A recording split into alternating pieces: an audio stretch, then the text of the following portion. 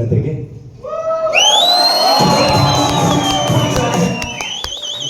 ಕನ್ನಡದ ಕಂದ ಮಾಡುವ ಪೂರಕವಾದ ನಮಸ್ಕಾರಗಳು.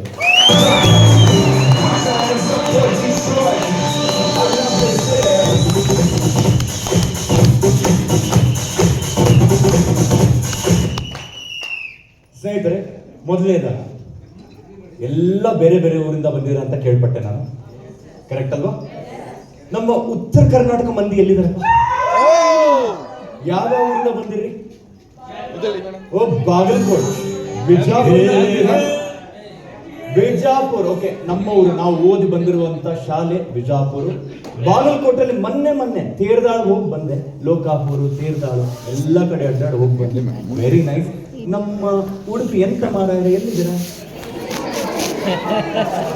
ನಮ್ಮ most intelligent people of Karnataka ಯಾವಾಗಲೂ ರಿಸಲ್ಟ್ಸ್ ಅಲ್ಲಿ 10th ಸ್ಟ್ಯಾಂಡರ್ಡ್ ಅಲ್ಲಿ ಟಾಪರ್ಸ್ ಇವರೆಲ್ಲ. ಒಂದು ದೊಡ್ಡ ಚಪ್ಪಾಳೆ ಬರ್ತದೆ, ಹೌದಾ? ನಮ್ಮ ಮಂಡ್ಯದ ಗಂಟೆಗಳು ಎಲ್ಲಿದ್ದಾರೆ? ಸೂಪರ್, ಮೈ ಗುಡ್ನೆಸ್, ಅಂಬರೀಷನ ನಾಡು, ಎಲ್ರಿಗೂ ಒಂದು ದೊಡ್ಡ ಚಪ್ಪಾಳೆ ಇದೆ. ನಮ್ಮ ಕೋಲಾರಿನ ಗೋಲ್ಡ್ಸ್ ಎಲ್ಲಿದ್ದಾರೆ?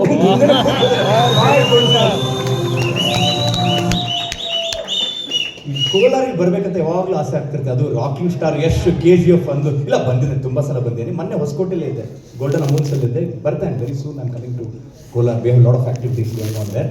ಎನಿವೇಸ್, ಯಾವ್ದಾದ್ರು ಮಿಸ್ ಮಾಡೋಣ? ಬೆಂಗಳೂರು ಸರ್, ಮೈಸೂರು, ಎಲ್ಲಪ್ಪ ನಮ್ಮ ಮಹಾರಾಜರು. ಮೈಸೂರು ಇಲ್ಲೇ ಪಕ್ಕ, ನಮ್ಮ ಭಾಳ ಹತ್ರ ಅದು. ಯಾಕೆ ನಾವಿರೋದು ಬೆಂಗಳೂರು ಯೂನಿವರ್ಸಿಟಿ ಹತ್ರ ಮನೆ. ಸೊ ಅಲ್ಲ, ಸಿಟಿ ಒಳಗಡೆ ಬರೋದು ಕಷ್ಟ, ಮೈಸೂರಿಗೆ ಹೋಗೋದು ಭಾಳ ಈಸಿ ನಮ್ಗೆ, ರೈಟ್? ಸೊ ಹಾಗಾಗಿ ಇವಾಗ ಮೈಸೂರಿಗೆ ಬರ್ತೀರ, ಡೋಂಟ್ ವರಿ. ಮತ್ತೆ ಯಾವ್ದು ಬಿಟ್ಟೆ ನಾನು? ನಮ್ಮ ಹಾಸನ ಎಲ್ಲಿದ್ದಾರಪ್ಪ? ಹಾಸನ ಅಮೇಜಿಂಗ್. ಇವ್ರಿಗೊಂದು ದೊಡ್ಡ ಚಪ್ಪಾಳೆ ಬರಲಿ ಸ್ನೇಹಿತರೆ. ಹಾಸನ, ಚಿಕ್ಕಬಳ್ಳಾಪುರ, ನಮ್ಮ ಮಂಜುನಾಥ್ ಅವರು ಸ್ಟೇಜ್ ಮೇಲೆ ನಿಂತ್ಕೊಂಡು ಇಷ್ಟು ಚೆನ್ನಾಗಿ ಇನ್ವೈಟ್ ಮಾಡಿದ್ರು. ಅವರು ಎಲ್ಲ ಚಿಕ್ಕಬಳ್ಳಾಪುರ ಯಾರಿದ್ದೀರಾ, ಒಂದು ದೊಡ್ಡ ಚಪ್ಪಾಳೆ ಬರಲಿ ಸ್ನೇಹಿತರೆ. ಎಲ್ಲ ಚಿಕ್ಕಬಳ್ಳಾಪುರ. ತುಮಕೂರಿಂದ ಜಸ್ಟ್ ಬಂದೆ ನಾನೀಗ, ಅಲ್ಲೇ ಇದ್ದಿದ್ದು. ದಬ್ಬಾಸ್ಪೇಟ್ ಕೇಳಿದಿರಲ್ವಾ? ಅಲ್ಲೇ ಇಂಡಸ್ಟ್ರಿಯಲ್ ಏರಿಯಾದಲ್ಲಿ ಟ್ರೈನಿಂಗ್ ಮಾಡ್ಕೊಂಡಿದ್ದೆ. ಉತ್ಸವ ರೆಸಾರ್ಟ್ ಅಂತಿದೆ, ಅಲ್ಲಿಂದನೇ ಬರ್ತಾ ಇರೋದು. ತುಮಕೂರು ನಮ್ಮ ಸಿದ್ಧಗಂಗಾ ಮಠ, ಯಾರು ನಮ್ಮ ಸ್ವಾಮೀಜಿ ಯಾವಾಗಲೂ ಸ್ಮರಿಸ್ತಾರೆ. ಸೊ ಹಾಗಾಗಿ ತುಮಕೂರಿಂದ ಯಾರು ಇರ್ತಾರೆ ಅವ್ರಿಗೊಂದು ಚಪ್ಪಾಳೆ. ಯಾವ್ದು ಬಿಟ್ಟೆ ಮತ್ತೆ? ಅದು ಬರೋಣ ಹೋಸ್ಟ್. ನಾವು ಯಾವ್ದು ಬಿಟ್ಟೆ? ರಾಯಚೂರು ಹಟ್ಟಿ ಗೋಲ್ಡ್ ಮೈನ್ಸ್. ನಾವು ಕೊಪ್ಪಳ ಜಿಲ್ಲೆಯವರಪ್ಪ, ನಾವು ಗಂಗಾವತಿಯವರು.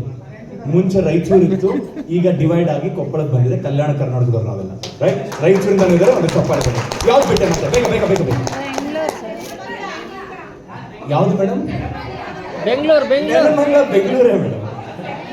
ಆದ್ರೂ ಕೂಡ ಇಷ್ಟು ಪಾಪ ಪ್ಯಾಷನೇಟ್ ಆಗಿ ಹೇಳ್ತಿದ್ರಲ್ವಾ, ನೆಲಮಂಗಲದವರೆಗೂ ಒಂದು ದೊಡ್ಡ ಚಪ್ಪಾಳೆ ಬರ್ತದೆ.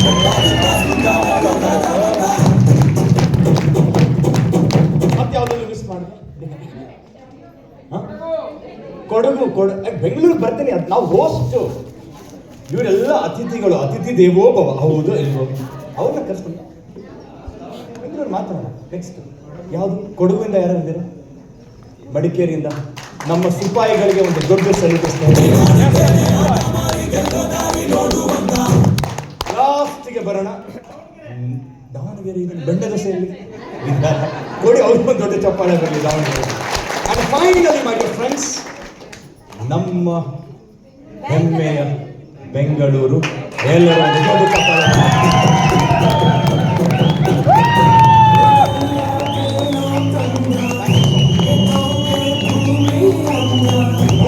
ರಾಜ ಕಾಲಿಟ್ಟ ಸೈಡು ಬಿಡೋದು. Thank you. ಈಗ ಕೇವಲ ನೋಡಿ, ಟೈಮ್ ಕಡಿಮೆ ಇದೆ, ರೈಟ್? ನಾನು 4 ಗಂಟೆಗೆ ಸ್ಟಾರ್ಟ್ ಮಾಡಬೇಕಾಗಿತ್ತು. ಬಟ್ ಸ್ವಲ್ಪ ಕಾರಣಾಂತರ ಈಗ ಸಿಕ್ಕಿದೆ. ನೆಕ್ಸ್ಟ್ 60 ನಿಮಿಷ ಸ್ನೇಹಿತರೆ. ಎಷ್ಟು? 60 ನಿಮಿಷ ನಮ್ಮ ನಡುವೆ ಒಂದು ಸಂಭಾಷಣೆ ಆಗೋದು. ಆ 60 ನಿಮಿಷದಲ್ಲಿ ನಾನು ಪ್ರಾಮಿಸ್ ಮಾಡಕ್ಕೆ ಇಚ್ಛೆ ಪಡ್ತೀನಿ. Promises are meant to be broken. ಅಲ್ಲಿ ಪ್ರಾಮಿಸ್ ಮಾಡ್ಬೋದು. ವ್ಯಾಲೆಂಟೈನ್ಸ್ ಡೇ ಅಂದ್ರೆ ಭಾಳ ಬೇಗ ಪ್ರಾಮಿಸ್ ಮಾಡ್ತಾರೆ, ಹಂಗೆ ಏನು ಮುಗಿತಾ ಇರ್ತಾರೆ. ಬೇಡ, ಪ್ರತಿಜ್ಞೆ ಮಾಡ್ತಾನೆ. ಹೇಳ್ಬೇಕಂತ ಹೇಳ್ತಾ ಇಲ್ಲ, ಶಪಥ ಮಾಡ್ತೀನಿ, ಪ್ರತಿಜ್ಞೆ ಮಾಡ್ತೀನಿ, ಸಂಕಲ್ಪ ಮಾಡ್ತೀನಿ. ಯಾಕಂದ್ರೆ ಈ ನೆಕ್ಸ್ಟ್ 60 ನಿಮಿಷ I will give my 100%. I will be the best version of my self. ಅಂದ್ರೆ ನಾನು ಈ ಸಂಭಾಷಣೆಯನ್ನ ಲೈಟ್ ಆಗಿ ತಗೊಳಲ್ಲ. ಇದು ನನ್ನ ಪ್ರತಿಜ್ಞೆ. ಈಗ ನಿಮ್ಮ ಕಡೆಯಿಂದ ನಾನು ಎಕ್ಸ್ಪೆಕ್ಟ್ ಮಾಡ್ತೀನಿ, ಸರ್ ಈ 60 ನಿಮಿಷ ಜಗತ್ತಲ್ಲಿ ಏನೇ ನಡೀತಾ ಇದೆ, ಯಾವುದೇ ಮೂವಿ ರಿಲೀಸ್ ಆಗಿರಲಿ, ಅಯ್ಯೋ ಟ್ರೈನಿಗೆ ಲೇಟ್ ಆಗ್ತಾ ಇರಬೇಕು, ಟಿಕೆಟ್ ಬುಕ್ ಮಾಡಿಬಿಟ್ಟು, ಏನೇ ಪ್ರಾಬ್ಲಮ್ ಇಲ್ಲ, ಈ 60 ನಿಮಿಷ ನಿಮ್ಮ ನಮ್ಮ ನಡುವೆ can I expect that undivided attention? ಅಲ್ಲಿ ಇಲ್ಲಿ ಕನ್ನಡದಲ್ಲಿ ಕೇಳಬೇಕಾ? ಏಕಾಗ್ರತೆಯಿಂದ ನೆಕ್ಸ್ಟ್ 60 ನಿಮಿಷ ಈ ದಿಕ್ಕಿನ ಕಡೆ. ಮುಂದೆ ಸ್ವಲ್ಪ ವರ್ಡ್ ನೀವೇ ಹೇಳ್ಬಿಡಿ. ನಿಮ್ಮ ಅವಧಾನವನ್ನು ಕೇಂದ್ರೀಕರಿಸಿ. ನಿಮ್ಮ ಗಮನವನ್ನು ನಾನು ಸೆಳೆಯಲು ಪ್ರಯತ್ನಿಸುತ್ತೇನೆ. ನಿಮ್ಮ ಗಮನವನ್ನು ಕೊಡಿ ಅಷ್ಟೇ. ಹರಿಸುವಿರ. Thank you sir, thank you sir. ನಿಮ್ಮ ಗಮನವನ್ನು ಹರಿಸುವಿರ. Thank you sir. ಯಾಕಂತ ಹೇಳ್ತಾ ಇದ್ದ ಸ್ನೇಹಿತರೆ, ನನ್ನ 19 ವರ್ಷದ ಅನುಭವದಲ್ಲಿ ಯಾವ ಸೆಷನ್ ನನ್ನ ಜೀವನದಲ್ಲಿ ಲೈಟ್ ಆಗಿ ತಗೊಳ್ಳಲ್ಲ. ಐ ಡೋಂಟ್ ಟೇಕ್ ಸೆಷನ್ ಅಂತ ಬಿಡಿ, ವ್ಯಕ್ತಿತ್ವವಾಗಿ ಯಾರಾದ್ರೂ ಒಬ್ರು ಮೀಟ್ ಆದ್ರೂ ಕೂಡ, ಒಂದು ಚಿಕ್ಕ ಮಗು ಇರ್ಬೋದು, ನಾನೇನೋ ಬೇಲ್ಪುರಿ ತಿಂತಾ ಇರ್ಬೋದು, ಎಲ್ಲ ಸ್ನಾಕ್ಸ್ ತಿಂತಾ ಇರ್ಬೋದು, ಒಂದು ಚಿಕ್ಕ ಮಗು ಸಿಕ್ಕರು ಕೂಡ ಆ ಕೇವಲ 3 ನಿಮಿಷ ಇರ್ಬೋದು ನಮ್ಮಿಬ್ಬರ ನಡುವೆ, ಬಟ್ ಆ 3 ನಿಮಿಷದಲ್ಲೂ I try my best to inspire that person. 3 ನಿಮಿಷ ನಾನು ಹೇಳ್ಬೇಕಂತ ಹೇಳ್ತೇನೆ, ಯಾಕಂದ್ರೆ ಒಬ್ಬೊಬ್ಬ ಕಣ್ಣಲ್ಲೂ ಕೂಡ ನನಗೆ I C the huge potential of human. I am a firm believer. ಸ್ವಲ್ಪ ಇಂಗ್ಲಿಷ್ ಅಲ್ಲಿ ಯೂಸ್ ಮಾಡ್ತೀನಿ, ತಪ್ಪು ತಿಳ್ಕೊಬೇಡಿ ಅದನ್ನ, right? I am a firm believer of human potential. ಅಂದ್ರೆ ಜನರ ಸಾಮರ್ಥ್ಯದ ಬಗ್ಗೆ, ಅವರಲ್ಲಿರುವಂತ ಒಂದು ಪೊಟೆನ್ಷಿಯಲ್ ಇದೆಯಲ್ಲ, ಆ ಶಕ್ತಿ ಬಗ್ಗೆ ನನಗೆ ಅರಿವಿದೆ. ಆ ಶಕ್ತಿ ಎಂಥದ್ದು ಅಂತ ಇವತ್ತು ನಾನು ನಿಮ್ಗೆ ಪರಿಚಯಿಸ್ತೀನಿ. ಇವತ್ತು ನಾನು ನಿಮ್ಗೆ ಏನು ಹೇಳ್ಕೊಡೋಕೆ ಬಂದಿಲ್ಲ. ಇವರೆಲ್ಲ ಇಷ್ಟು ಹೇಳಿರ್ಬೇಕು ಸರ್, ಹೇಳಿರ್ಬೇಕಲ್ಲ, ಯೋಗಿ ಸರ್ ಅವ್ರು ಯಾರೋ ಬರ್ತಾರೆ, ಇಷ್ಟು ಮಾತಾಡ್ತಾರೆ ಸರ್, ನಾನು ಏನು ಹೇಳ್ಕೊಡಕ್ಕೆ ಬಂದಿಲ್ಲ. ಬಟ್ ಬ್ರಹ್ಮಾಸ್ತ್ರ ತಗೊಂಡು ಬಂದಿ ಅನ್ನ. ಏನದು ಬ್ರಹ್ಮಾಸ್ತ್ರ? ಕನ್ನಡಿ. ಕನ್ನಡಿ. ನಾನು ನಿಮ್ಮನ್ನ ನಿಮಗೆ ಪರಿಚಯ ಮಾಡಕ್ ಹೋಗ್ತೇನೆ ಅಷ್ಟೇ. ಎಲ್ಲಿ ಕೂತಿರೋರು ಒಬ್ಬೊಬ್ರು ಸಿನಿಮಾಗಳಾಗೆ ಹುಟ್ಟಿರ್ತಾರೆ. ನಾವು ಸೊಸೈಟಿ ನಮ್ಮನ್ನ ಹೇಗೆ ಕಂಡೀಷನ್ ಮಾಡಿಬಿಡುತ್ತೆ ಅಂತಂದ್ರೆ, ಬೆಕ್ಕು ತರ ಬಚ್ಚಿಟ್ಕೊಂಡು ಓಡಾಡ್ತಾ ಇರ್ತೀವಿ. ಸೊ ನನ್ನ ಕೆಲಸ ಇವತ್ತೇನಂತಂದ್ರೆ, ಈ 60 ನಿಮಿಷದಲ್ಲಿ ನಿಮ್ಮನ್ನ ನಾನು ನಿಮಗೆ ಪರಿಚಯಿಸಕ್ಕೆ ಇಚ್ಛೆ ಪಡ್ತೇನೆ ಅಷ್ಟೇ. ಸೊ ಡೋಂಟ್ ವರಿ, ನನಗೇನು ಹೇಳ್ಕೊಡಕ್ ಬಂದಿಲ್ಲ. I will be taking through your process. ಅದ್ರ ಮೂಲಕ ನಿಮಗೆ ನೀವು ಯಾರು, ನಿಮ್ಮ ಶಕ್ತಿ ಎಷ್ಟಿದೆ ಅಂತ ನಿಮಗೆ ಗೊತ್ತಾಗುತ್ತೆ. ನಾನು ಹೇಳ್ಬೇಕಂತ ಹೇಳ್ತಾ ಇಲ್ಲ. ಹಲವಾರು ವರ್ಷಗಳಿಂದ, ಯುಗ ಯುಗಾಂತರ ಮುಂಚೆ, ಸತ್ಯಯುಗ, ತ್ರೇತಾಯುಗ, ಆ ಕಾಲದಲ್ಲಿ ಮನುಷ್ಯರಲ್ಲೂ ಕೂಡ ದೇವರಷ್ಟೇ ಸಾಮರ್ಥ್ಯ ಇತ್ತು, ದೇವರಷ್ಟೇ ಶಕ್ತಿ ಇತ್ತು. ನೋಡ್ತಿರ್ಬೇಕು ನೀವು, ಋಷಿ ಮುನಿಗಳು ಅಡ್ಡಾಡ್ತಾ ಇದ್ರು, ಕರೆ ಬಂತಪ್ಪ ದೇವಲೋಕಕ್ಕೆ ಹೋಗಿ ಬರ್ತೀನಿ, ಠಕ್ ಮಾಯ. ಶಕ್ತಿ ಇತ್ತೋ ಇಲ್ಲೋ ಸ್ನೇಹಿತರೆ? But over a period of time ಆ ಶಕ್ತಿನ ದುರುಪಯೋಗ ಮಾಡ್ಕೊಳಕ್ ಸ್ಟಾರ್ಟ್ ಮಾಡಿದ್ರು ಜನರು. ಆವಾಗ ದೇವರಿಗೆ ಅಂದ್ರೆ ದೇವರಿಗೆ ಎಷ್ಟು ಸಿಟ್ಟು ಬಂತಂದ್ರೆ, ಎಲ್ಲರಿಗೂ ಈ ಶಕ್ತಿ ಒಲಿಬಾರ್ದು. This power should not be given to each and every one. ಎಲ್ಲರಿಗೂ ಈ ಶಕ್ತಿ ದೊರಕಬಾರದು. ಕೇವಲ ಯಾರಿಗಿರ್ಬೇಕು? ಯಾರಿಗೆ ಅರ್ಹತೆ ಇದೆ, ಯಾರಿಗೆ ನಿಷ್ಠೆ ಇದೆ, ಯಾರು ಎನ್ಲೈಟೆಂಡ್ ಆಗಿದ್ದಾರೆ, ಯಾರು ಮೆಚ್ಯೂರ್ ಇದ್ದಾರೆ, ಯಾರು ಸಿನ್ಸಿಯರ್ ಆಗಿದ್ದಾರೆ, ಕೇವಲ ಅವ್ರಿಗೆ ಮಾತ್ರ ಇದು ದೊರಕಬೇಕು ಈ ಶಕ್ತಿ. ಅವ್ರು ಇವ್ರಿಗೂ ದೊರಕಬಾರ್ದು. ಹಾಗಂತ ದೇವ್ರು ಏನ್ ಮಾಡ್ತಾರೆ, ಆ ಶಕ್ತಿನ ಕುತ್ಕೋತಾರೆ. ಇದೇ ತರ ಗ್ರೂಪ್ ಡಿಸ್ಕಷನ್ ಮಾಡಿ ಈ ಶಕ್ತಿನ ಎಲ್ಲಿ ಬಚ್ಚಿಡ್ಬೇಕು, ಯಾಕಂದ್ರೆ ನಾಶ ಮಾಡೋಕ್ಕಾಗಲ್ಲ. ಇದು ನಾವು ಚಿಕ್ಕವರಿದ್ದಾಗ ಓದಿರುವಂತ law of thermodynamics. Energy can neither be created nor be destroyed. It can be transferred from one form to another. ಅಂದ್ರೆ ಒಂದು ಶಕ್ತಿನ ನಾಶ ಮಾಡಕ್ ಆಗಲ್ಲ, ಬಚ್ಚಿಡ್ಬೇಕೀಗ. ಯಾಕೆ? ಅರ್ಹತೆ ಇದ್ದವ್ರಿಗೆ ಮಾತ್ರ ಸಿಗ್ಬೇಕು. ಆ ಶಕ್ತಿನ ಏನ್ ಮಾಡ್ತಾರೆ ಗೊತ್ತಾ? ಎಲ್ಲಿ ಬಚ್ಚಿಡೋಣಪ್ಪ? ಪೆಸಿಫಿಕ್ ಮಹಾಸಾಗರ ಇದೆ, ಅತಿ ಡೆಪ್ತ್ ಅಲ್ಲಿ ಒಂದು ಮರಿಯಾನಾ ಟ್ರೆಂಚ್ ಅಂತ ಕೇಳ್ಬಿಟ್ಟಿದ್ದೀರಾ ನೀವು ಯಾರಾದ್ರೂ? 10 ಕಿಲೋಮೀಟರ್ ಒಳಗಡೆ, 10 ರಿಂದ 11 ಕಿಲೋಮೀಟರ್ ಅಲ್ಲಿ ಬಚ್ಚಿಡೋಣ ಅಂತ ಯೋಚನೆ ಮಾಡ್ತಾರೆ ಆ ಸಮುದ್ರದಲ್ಲಿ. ಅವಾಗ ವಿಚಾರ ಮಾಡ್ತಾರೆ, ಅಲ್ಲ ಮನುಷ್ಯನ ಇನ್ನೇಟ್ ನೇಚರ್ ಏನು? ಕುತೂಹಲಕಾರಿ. We are exploratory in nature. ಇಲ್ಲ, ದಾರಿ ಹುಡುಕ್ ಬಿಡ್ತಾರೆ, ಬಚ್ಚಿಡೋದು ಬೇಡ. ಹಾಗಾದ್ರೆ ಎಲ್ಲಿಡೋಣ? ಮರುಭೂಮಿಯಲ್ಲಿ ಇಡೋಣ. ನಾವು ಸಹರಾ ಮರುಭೂಮಿಯಲ್ಲಿ ಇಡೋಣ. ಅಲ್ಲಿ ಎಷ್ಟು ಬಿಸಿ ಇದೆ, ಅಷ್ಟು ಬಿಸಿಲಿದೆ, ಬೇಡ. ಅಲ್ಲಿ ಹೋಗೋದೇ ಇಲ್ಲ ಜನರು, ಸಾಧ್ಯನೇ ಇಲ್ಲ. ಮನುಷ್ಯ ಎಂತ ಕುತೂಹಲಕಾರಿ ಅಂತಂದ್ರೆ, ಒಂಟೆ ಹತ್ಕೊಂಡು ಎಕ್ಸ್ಪಿಡಿಷನ್ ಹೋಗಿ ದಾರಿ ಹುಡುಕೆ ಬಿಡ್ತಾನೆ. ಹಾಗಾದ್ರೆ ಅತಿ ಎತ್ತರದ ಶಿಖರದಲ್ಲಿ ಇಡೋಣ. ಯಾವ್ದು ಸ್ನೇಹಿತರೆ? Mount Everest. Mount Everest. Edmund Hillary, Tenzing Norgay ದಾರಿ ಹುಡುಕೊಟ್ಟು ಬಿಡ್ತಾರೆ. ಸಾವಿರಾರು ಜನ ಅದರಿಂದ ಹೋಗ್ಬಿಟ್ಟು ಆ ಶಕ್ತಿನ ಪ್ರಾಪ್ತಿಸ್ಕೋತಾರೆ. ಬೇಡ. ಹಾಗಾದ್ರೆ ಈ ಶಕ್ತಿನ ಎಲ್ಲಿಡೋಣ ಗೊತ್ತಾ ಸ್ನೇಹಿತರೆ? ಎಲ್ಲಿ ಜನರು ಹುಡುಕೋಲ್ವಲ್ಲ ಅಲ್ಲಿಡೋಣ. ಎಷ್ಟು ಬ್ಯುಸಿ ಇರ್ತಾರೆ ಹೊರಗಡೆ ಜನರು ಅಂದ್ರೆ, ದೇವ್ರು ಹೇಗೆ ಡಿಸೈಡ್ ಮಾಡ್ತಾರೆ, ಆ ಶಕ್ತಿನ ಪ್ಯಾಕೇಜ್ ಮಾಡಿ ನಮ್ಮ ಹೃದಯದ ಕೋಣೆಯಲ್ಲೇ ಇರುತ್ತೆ. ಯಾಕಂದ್ರೆ ದೇವರಿಗೆ ಗೊತ್ತು ನಾವು ಎಷ್ಟು ಔಟ್ವರ್ಡ್ಲಿ ಲುಕಿಂಗ್ ಪೀಪಲ್ ಇದೆ ಅಂತಂದ್ರೆ ಸತ್ಯವಿಲ್ಲ. ಎಲ್ಲರೂ ಮೊಬೈಲ್ ಫೋನ್ಸ್ ಇದೆ ಅಲ್ವಾ? ರಾಂಗ್ ಕ್ವಶನ್ ಎಲ್ಲರ ಹತ್ರ ಇದೆ. ವಾಟ್ಸಪ್ ಎಲ್ಲರೂ ಯೂಸ್ ಮಾಡ್ತಿರಲ್ಲ, ಅದು ರಾಂಗ್ ಕ್ವಶನ್. ಎಲ್ಲರೂ ಯೂಸ್ ಮಾಡ್ತಾರೆ. ವಾಟ್ಸಪ್ ಸ್ಟೇಟಸ್ ಎಷ್ಟು ಜನ ಚೆಕ್ ಮಾಡ್ತೀರಿ? ಎಲ್ಲರೂ ಚೆಕ್ ಮಾಡ್ತೀವಿ. ನೋಡೋದು ಚೆಕ್ ಮಾಡಿ ತಪ್ಪಂತ ಹೇಳ್ತಿಲ್ಲ. ಇವತ್ತು ಅರ್ಧಕ್ಕರ್ಧ ಜಗಳ ಆಗ್ತಿರೋದೇ ಗಂಡ ಹೇಳ್ತೀನಿ ನೋಡಿ ವಾಟ್ಸಪ್ ಇಂದ. ಹೌದು ಸರ್. ಅವ್ರು ನೀವಿದಿಲ್ಲ ನೋಡಿ, ಅವ್ರು ಎಷ್ಟು ಚೆನ್ನಾಗಿ ಟ್ರಿಪ್ ಹೊಡಿತಾರೆ, ಹೆಂಡತಿಗೆ ಬರ್ಡೇ ದಿನ ಹಿಂಗೆಲ್ಲ ಮಾಡಿ. ನೀವಿದಿಲ್ಲ ಆಗಲ್ವಾ ಸ್ನೇಹಿತರೆ? ಎಷ್ಟು ನಾವು ಹೊರಗಿನ ಜಗತ್ತನ್ನ ನೋಡ್ತಾ ಇದ್ದೀವಿ, ಎಷ್ಟು ಸಲ ನಾವು ಅಂತರಾಳದಲ್ಲಿ ಏಕಾಂತದಲ್ಲಿ ಕುತ್ಕೊಂಡು ಆತ್ಮಾವಲೋಕನ ಮಾಡಿದ್ವಿ, ಆತ್ಮಚಿಂತನೆ ಮಾಡಿದವ. ನಾನು ಏನು ಮಾಡ್ತೇನೆ, ನನ್ನ ಶಕ್ತಿ ಏನು, ನನ್ನ ವೀಕ್ನೆಸ್ ಏನು, ನಾನು ಏನಲ್ಲಿ ಇಂಪ್ರೂವ್ ಆಗ್ಬೋದು. ಎಷ್ಟು ಸಲ ನಮ್ಮ ಜೊತೆ ನಾವು ಮಾತಾಡ್ತೇವೆ. ಟೈಮೇ ಇಲ್ಲ, ಏನು ಮಾಡೋಕ್ಕೆ ಕೆಲಸ ಇಲ್ಲ ಅಂತಂದ್ರೆ ತಕ್ಕಂತ ಮೊಬೈಲ್ ತಗೊಂಡು ಕೈಲಿ ಹಿಡ್ಕೋತೀವಿ. ನೋಡಿದ್ರ ಏನೇ ಈಗೇನು ಕೆಲಸ ಇಲ್ಲ, ಯಾರ ಜೊತೆ ಮಾತಾಡ್ತಿಲ್ವಾ, ತಗೋ ಮೊಬೈಲ್ ತಗೋ ಹಿಡ್ಕೊ. ಟೈಮೇ ಇಲ್ಲ ನಮಗೆ ನಮ್ಮ ಜೊತೆ ಮಾತಾಡಕ್ಕೆ, ಆತ್ಮಾವಲೋಕನ ಮಾಡ್ಕೊಳಕ್ಕೆ, ಆತ್ಮಚಿಂತನೆ ಮಾಡ್ಕೊಳಕ್ಕೆ ನಮ್ಮಲ್ಲಿ ಅಂದ್ರೆ we are not giving time. But ಶಕ್ತಿ ಇರೋದಲ್ಲಿ ಒಳಗೆ. ಸೊ ಹಾಗಾಗಿ ಸ್ನೇಹಿತರೆ, ನಾನು ಯಾವ ಸೆಷನ್ ಲೈಟಾಗಿ ತಗೊಂಡಿಲ್ಲ. ಯಾಕಂದ್ರೆ ನಿಮ್ಮಲ್ಲಿ ಶಕ್ತಿ ಇದೆ. ಇವತ್ತು ನನ್ನ ಉದ್ದೇಶ ಏನಪ್ಪ ಅಂದ್ರೆ 60 ನಿಮಿಷದಲ್ಲಿ I will give little bit of exposure where you understand ಈ ಇಂಡಸ್ಟ್ರಿಯ ಪೊಟೆನ್ಷಿಯಲ್ ಏನು, ಯಾವ ಹಂತಕ್ಕೆ ನಾವೆಲ್ಲ ಬೆಳಿಬಹುದು. ಮಾಡ್ಬೋದಾ ಸ್ನೇಹಿತರೆ? ಆನ್ ದಟ್ ನೋಟ್ 19 ವರ್ಷದ ಅನುಭವ, ವೆರಿ ಫಾರ್ಚುನೇಟ್ ಅಂತ ಹೇಳ್ತಾರೆ. ಪುಣ್ಯವಂತ ಅಂತ ಹೇಳಿದ್ರೆ ತಪ್ಪಾಗಲ್ಲ ಸ್ನೇಹಿತರೆ. ಯಾಕಂತಂದ್ರೆ 19 ವರ್ಷದಲ್ಲಿ ನನಗೆ ದೇವರು ಕೊಟ್ಟಿರೋಂಥ ಒಂದು ವರ ಏನಪ್ಪಾ ಅಂತಂದ್ರೆ, ಅಥವಾ ವರ ಅಂತ ಹೇಳ್ಬೋದು, ಅಥವಾ ಒಂದು ಉಡುಗೊರೆ ಅಂತ ಹೇಳ್ಬೋದು. ಈ gave a chance to work with everybody. ಅಂದ್ರೆ ಒಂದು 10 ವರ್ಷದ ವಿದ್ಯಾರ್ಥಿಯಿಂದನೂ ವರ್ಕ್ ಮಾಡಿರ್ಬೋದು, ಅಥವಾ ದೊಡ್ಡ 75 ವರ್ಷದ ವೃದ್ಧರ ಜೊತೆ ವರ್ಕ್ ಮಾಡುವಂತ ಚಾನ್ಸ್ ಸಿಕ್ಕಿದೆ. ಅಂದ್ರೆ ಸ್ಪೆಕ್ಟ್ರಮ್ ಅಂತ ಕರಿತೇವೆ ನಾವು. ಆಲ್ಫಾ ಜನರೇಷನ್, ಜೆನ್ಸಿ, ಎಕ್ಸ್, ಯಾವುದು ಮಿಲೇನಿಯಲ್ಸ್, ಇವೆಲ್ಲ ಡಿಫ್ರೆಂಟ್ ಜನರೇಷನ್. ಎವ್ರಿ 15 ವರ್ಷಕ್ಕೆ ಜನರೇಷನ್ ಅಲ್ಲಿ ಹಾಕ್ತಾರೆ. ಅದೇ ತರ ಬೇಬಿ ಬೂಮರ್ಸ್, 60 ವಯಸ್ಸಿನ ಮೇಲೆ ಯಾರಿದ್ರೆ ನೀವೆಲ್ಲ ಬೇಬಿ ಬೂಮರ್ಸ್ ಅಂತ ಕರೀತಾರೆ ನಿಮಗೆ. ನನ್ನ ವಯಸ್ಸು ಯಾರಿದ್ರೆ 37, ನೀವೆಲ್ಲ ಮಿಲೇನಿಯಲ್ ಅಂತ ಕರೀತಾರೆ. ಈಗ ನಮಗಿನ ಸ್ವಲ್ಪ ಚಿಕ್ಕವರು 1996 ಆದ್ಮೇಲೆ ಯಾರಿದ್ದಾರೆ ಹುಟ್ಟಿದವರು, ಅವ್ರಿಗೆಲ್ಲ ಜೆನ್ ಝಿ ಅಂತ ಕರೀತಾರೆ.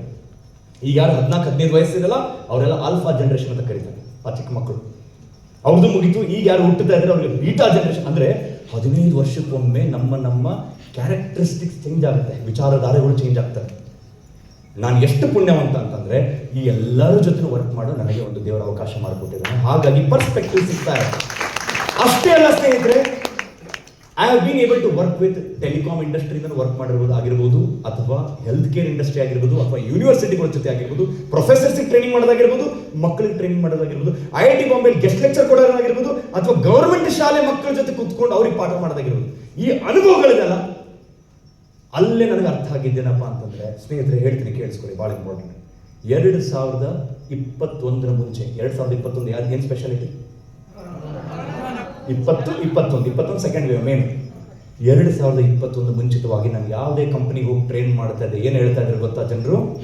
ಸರ್, ನಮ್ಮ ಇಂಡಸ್ಟ್ರಿಯಲ್ಲಿ ಈ ತೊಂದರೆಗಳಿದೆ, ಮ್ಯಾನುಫ್ಯಾಕ್ಚರಿಂಗ್ ಸೆಕ್ಟರ್ ಈ ತೊಂದರೆ ಇದೆ, ಆಟೋಮೊಬೈಲ್ ಇಂಡಸ್ಟ್ರಿಯಲ್ಲಿ ಈ ತೊಂದರೆ ಇದೆ, ಹೆಲ್ತ್ ಕೇರ್ ಈ ತೊಂದರೆ ಇದೆ, ಸೇಲ್ಸ್ ಇಂಡಸ್ಟ್ರಿಯಲ್ಲಿ ಈ ತೊಂದರೆ ಇದೆ.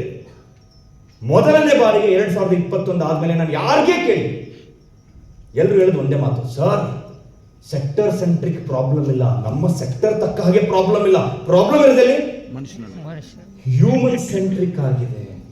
ಜನರ ವರ್ತನೆ, ಜನರ ಬಿಹೇವಿಯರ್ ಚೇಂಜ್ ಆಗ್ತಾ ಇದೆ ಸರ್. ತುಂಬಾ ಸಿಟ್ಟು ಹೇಳ್ತಾರೆ, ರೊಚ್ಚ ಹೇಳ್ತಾ ಇದ್ದಾರೆ, ಇಂಪಲ್ಸಿವ್ ಆಗಿದ್ದಾರೆ, ಎಲ್ಲ ಹೀಗೆ ಬೇಕು ಅಂತ ಇದ್ದಾರೆ, ತಾಳ್ಮೆ ಕಳ್ಕೊತಾ ಇದ್ದಾರೆ.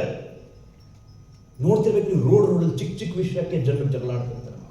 ರೋಡ್ ಹಿಂಗ್ ಹೋಗ್ತಾರೆ, ಯಾರು ಗೊತ್ತಾ ಟಕ್ ಅಂತ ಜಗಳ ಆಡ್ತಾರೆ, ತಾಳ್ಮೆ ಕಳ್ಕೊತಾ ಇದ್ದಾರೆ. ಯಾಕೆ? ಎಲ್ಲೋ ನಮ್ಗೆ ಗೊತ್ತಿಲ್ಲದೆ ಟೆಕ್ನಾಲಜಿ ಅಷ್ಟು ಫಾಸ್ಟ್ ಆಗಿ ನಮ್ಮನ್ನು ತಗೊಂಡು ಹೋಗ್ತಾ ಇದೆ, ಯಾರಿಗೂ ತಾಳ್ಮೆನೇ ಇಲ್ಲ, ಎಲ್ಲ ಇಮಿಡಿಯೇಟ್ ಬೇಕು. ಝೆಪ್ಟೋ, ಬ್ಲಿಂಕಿಟ್ ಗೊತ್ತಲ್ವಾ, ನೋಡ್ತಿದ್ರೆ ಇವತ್ತು 10 ನಿಮಿಷ 8 ನಿಮಿಷದಲ್ಲಿ ಎಲ್ಲ ಬೇಕು ನಮ್ಗೆ.